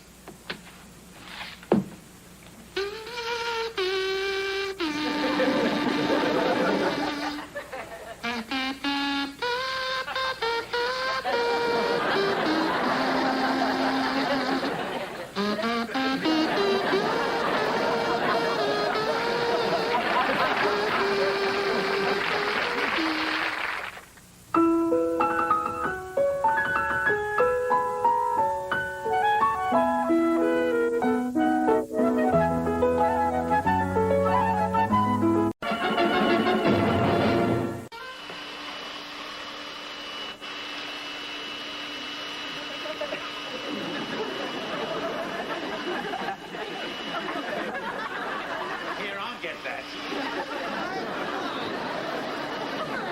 It'll be really fun. Oh, I don't know, Ange. It just seems really weird going to a drive-in without a guy. I mean, we'll actually have to watch the movie. Oh, it's a great double feature. Gandhi and Attack of the Killer Tomatoes. I heard one of them even won an Oscar. Okay, I'll go. Great. See you after dinner. All right. Bye, Mr. Boomerang. Hey, Slick. Wow, Wes, you're really dressed to kill. Oh, please don't give him ideas. Relax, I'm just going bowling. Oh, yeah? Is Denise going to be there? Hey, how'd you know about her? Wes, every morning for the past week, you've spelled her name in your alphabet. Somebody's got a girlfriend. Somebody's got a girlfriend. Somebody's got Oh, a Lord. girlfriend. Please don't let him breed. Hey, give me a break, will you? It's my first real date. Sort of. Hey, Wes, want a little tip from the master? When you're bowling, if she happens to get a strike and she jumps up in the air, Yeah? don't say, I see London, I see France, I see Denise's underpants. I'll keep that in mind. Oh, I better get going. All right, knock him dead, Wes. Hey. Wait a minute. You're not going anywhere, young man. We just got a call from Grandma Huffnagel. How could you do it, Wes? Taking pictures of that sweet old lady buck naked in a therapy pool. They're for a report on growing old in America. Forget it, pal. You're grounded. Oh, no, Dad, any night but tonight. Well, maybe next time you'll think before you pull a stunt like this. Boy, I can't believe I got in trouble just for taking this.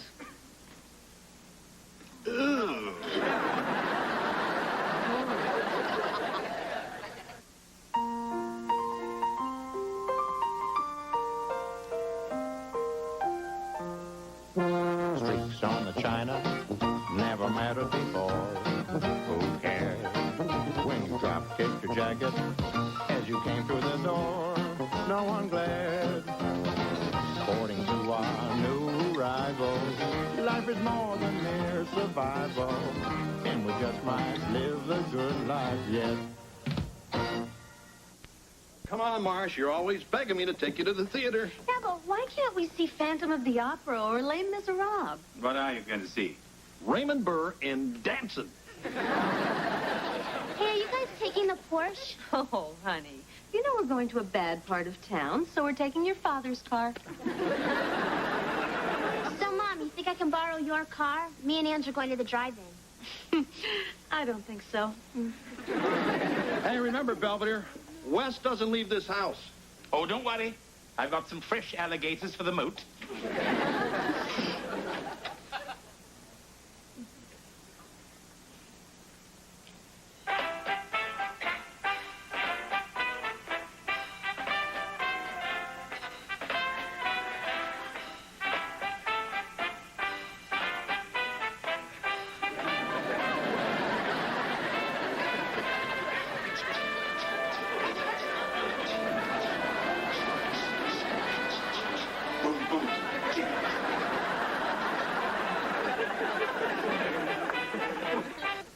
I thought you'd been sent to your room. Mr. Belvedere, it's Saturday night, my first co-ed bowling party, and I'm stuck here with you. Is that fair? Not to me. Come on, Mr. Belvedere. You were young once, a long, long time ago. Couldn't you look the other way? Wesley, I sympathize with your plight, but your father's put his foot down. Great. Would you let me off the hook for a box of scooter pies? Good night, Wesley.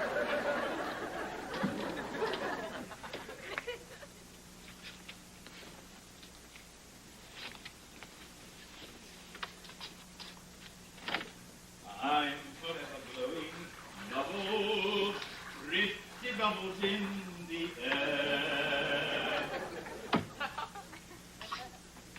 Pucker up, Denise. There's only a pane of glass between you and the man you love.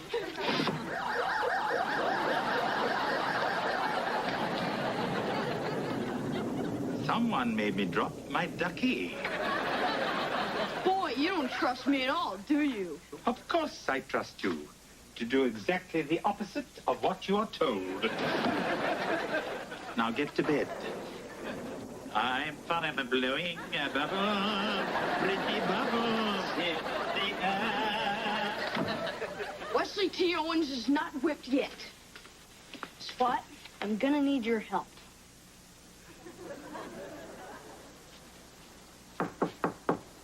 Wesley, I brought you a little surprise. Wesley, wouldn't you like some hot cocoa? Thanks, Mr. Belvedere. I'm really tired, so I'm in bed already. I guess I'll see you in the morning.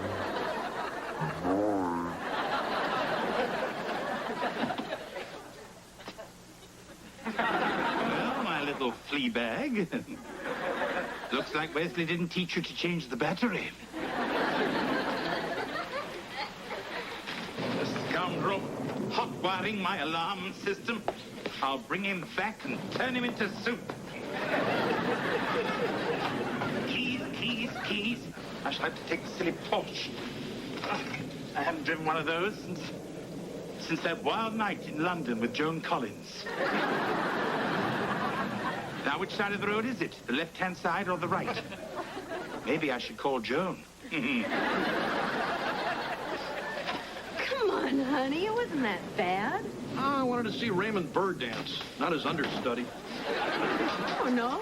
I thought Rod Steiger was really good. Well, let's go to bed. Oh, I'll be right up. I just want to go say goodnight to Wolfgang.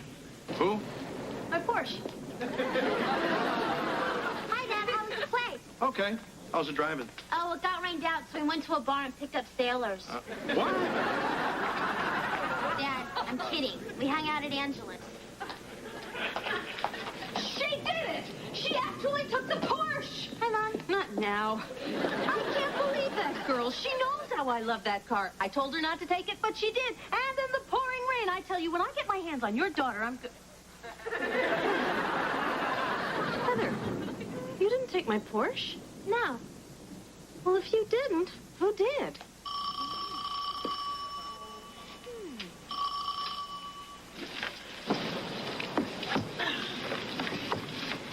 I tell you, Spotty, never trust a woman. Denise kissed up to me, hogged all my french fries, and then left with Pete Raff.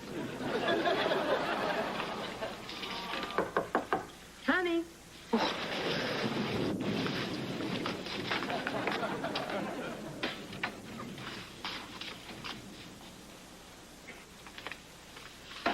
Wes.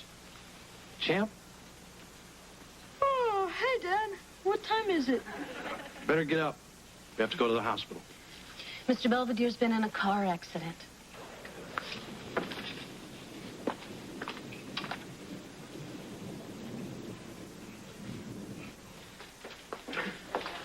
You heard anything? Yeah, the cop said he skidded in the rain and wrapped the Porsche around a tree. Oh, my God. All I know is Mr. Belvedere's in critical condition.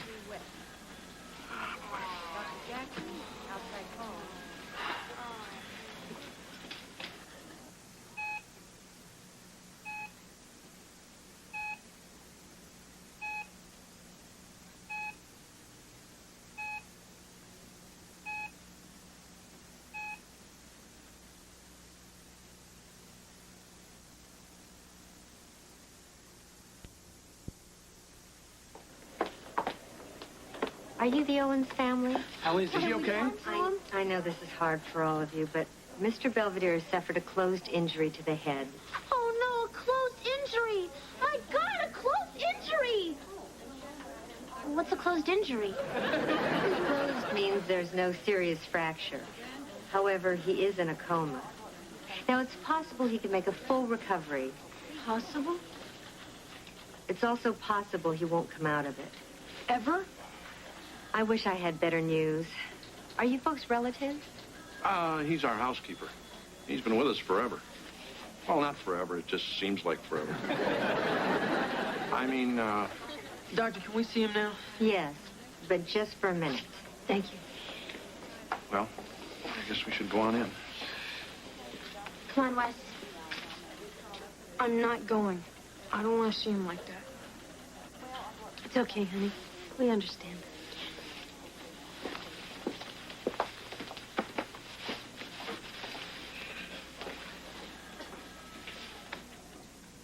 Morning. So, did you two get any sleep? Us neither. I just kept thinking of Mr. Belvedere lying there in that hospital. Well, I don't get it. Where the hell was he going anyway? I don't know. How about you, honey? Did he tell you where he was going? No. He, never said anything about that. It's funny. I almost expect a big guy to walk in and ask us what we want for breakfast. Good morning. Now, what would everybody like for breakfast? I guess I'll whip up something. That's a frightening notion. What's the matter with everyone? You look like someone died.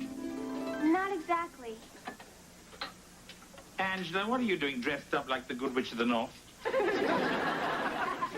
My name isn't Angela. It's Angel. Of course, you're Angel and I'm Mr. Birdbath. No.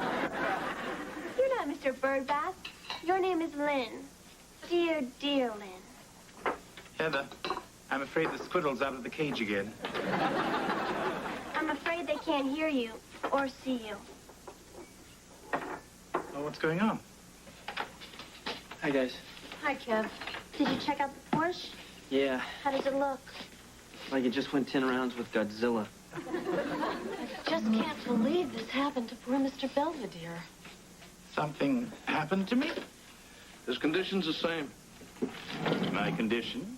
What condition? Well, he must have taken a hell of a bang on the head. Bang on the head. Porsche. Rain. Is it coming back to you now? Yes. Wesley, you snuck out. I took the Porsche to get you. That stupid pizza truck cut me off. They never go that fast when I order them. Honey, what's wrong? I don't know. I just felt a blast of hot air. I don't feel too good.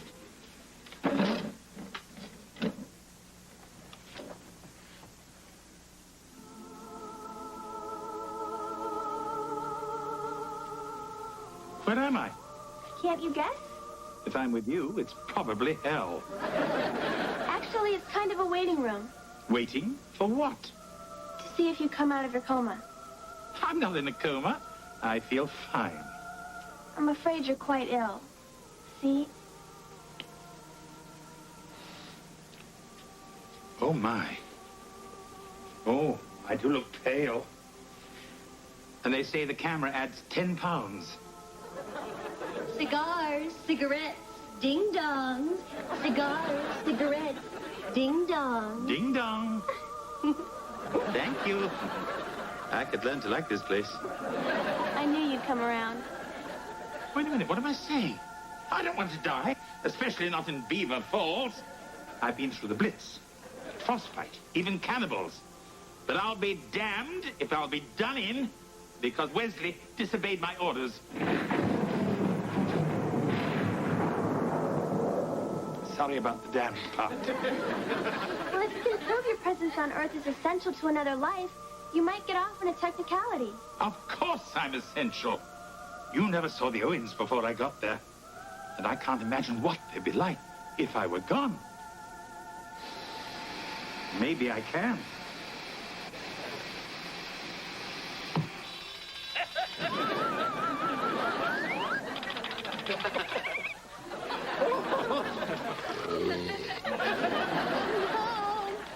Hey, close the door, will you? There's a draft. So did you look for work today? Why should I? You got 3 jobs. I'm out of here. Where are you going? The fleet's in. I'm going to the dock.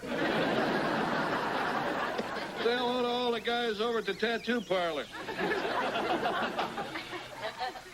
Hi, Mom. Hi, Dad. We're home from prison. Hey, champ. 10 years in solitary, and that's all I get? I hope you at least learned to trade this time. Sure did. In fact, I made something for you.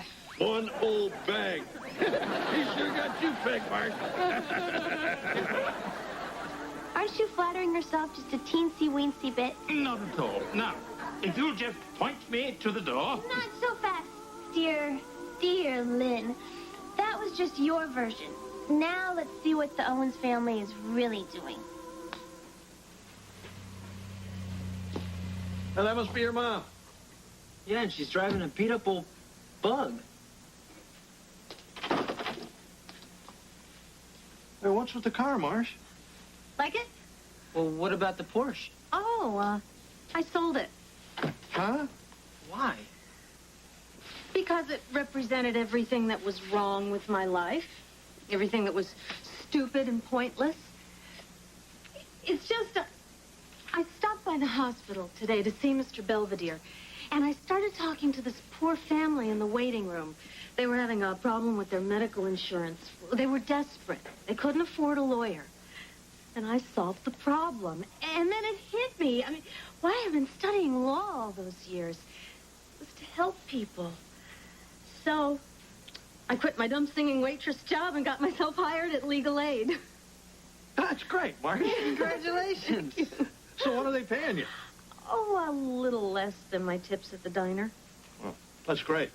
My wife becomes a lawyer and I end up losing money on the deal.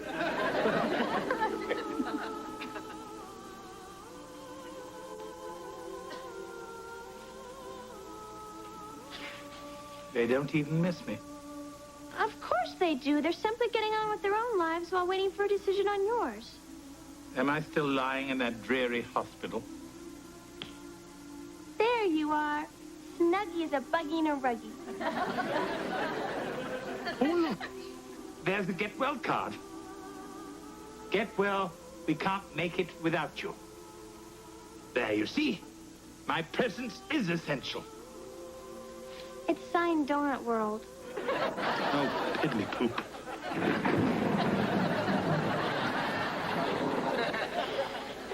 Take heart, dear Lynn.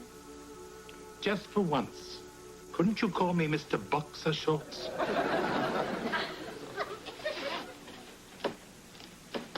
Hey, Westman. Are you coming with us to see Mr. Belvedere? No, I've got homework. Don't you think he would like it if you were there with him?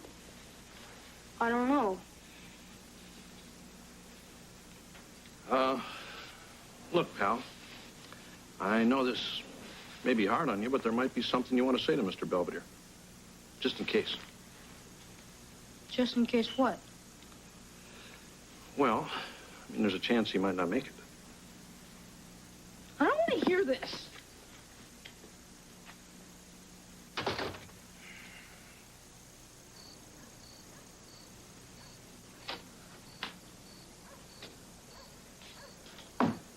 Hey, Wes, you okay? Just leave me alone, will you?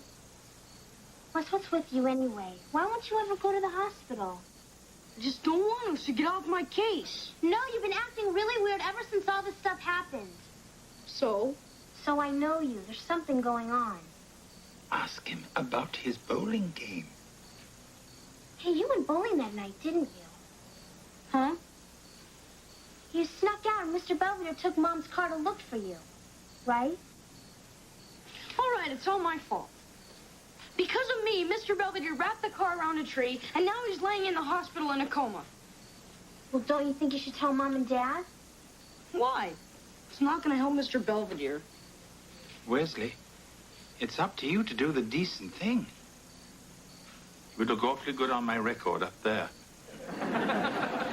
You're not a little kid anymore, Wes.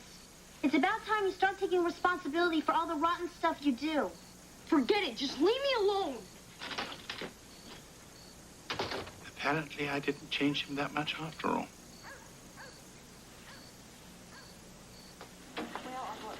Anything new?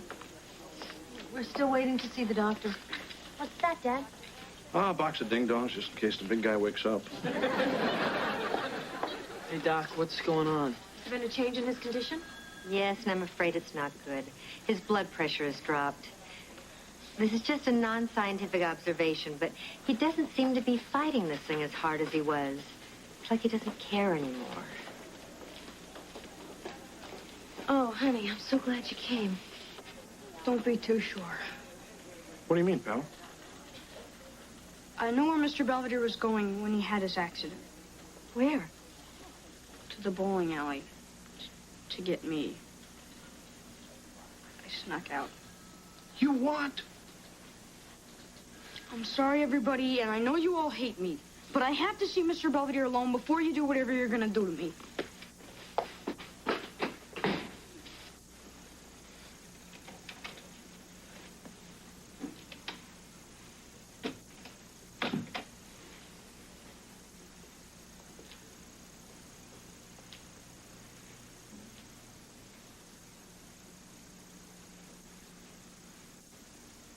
Hi, Mr. Belvedere. Boy, I really screwed up this time. Usually I'd come to you and you'd call me an obnoxious twit and we'd both feel better. But not now.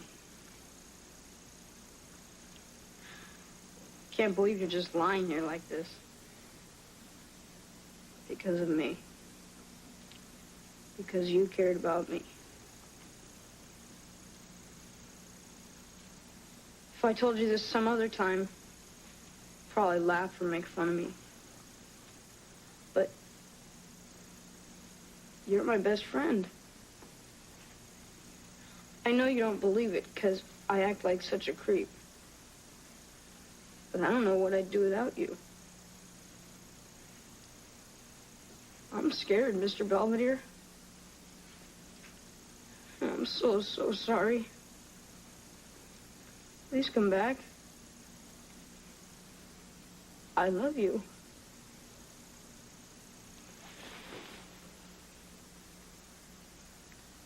Wesley, you're standing on my tube.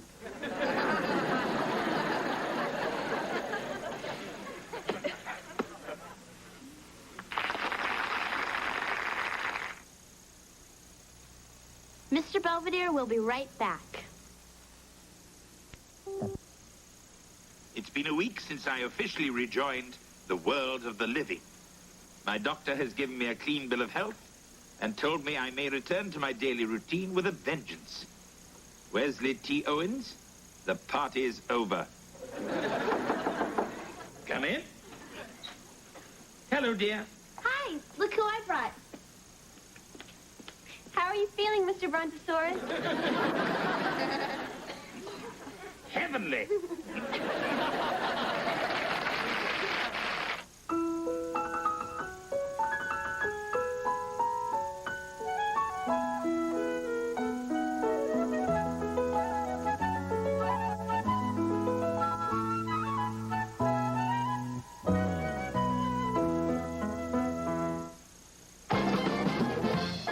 Tomorrow at 8, the Impossible Missions Force uses voodoo tactics to break up a Louisiana kidnap ring on Mission Impossible.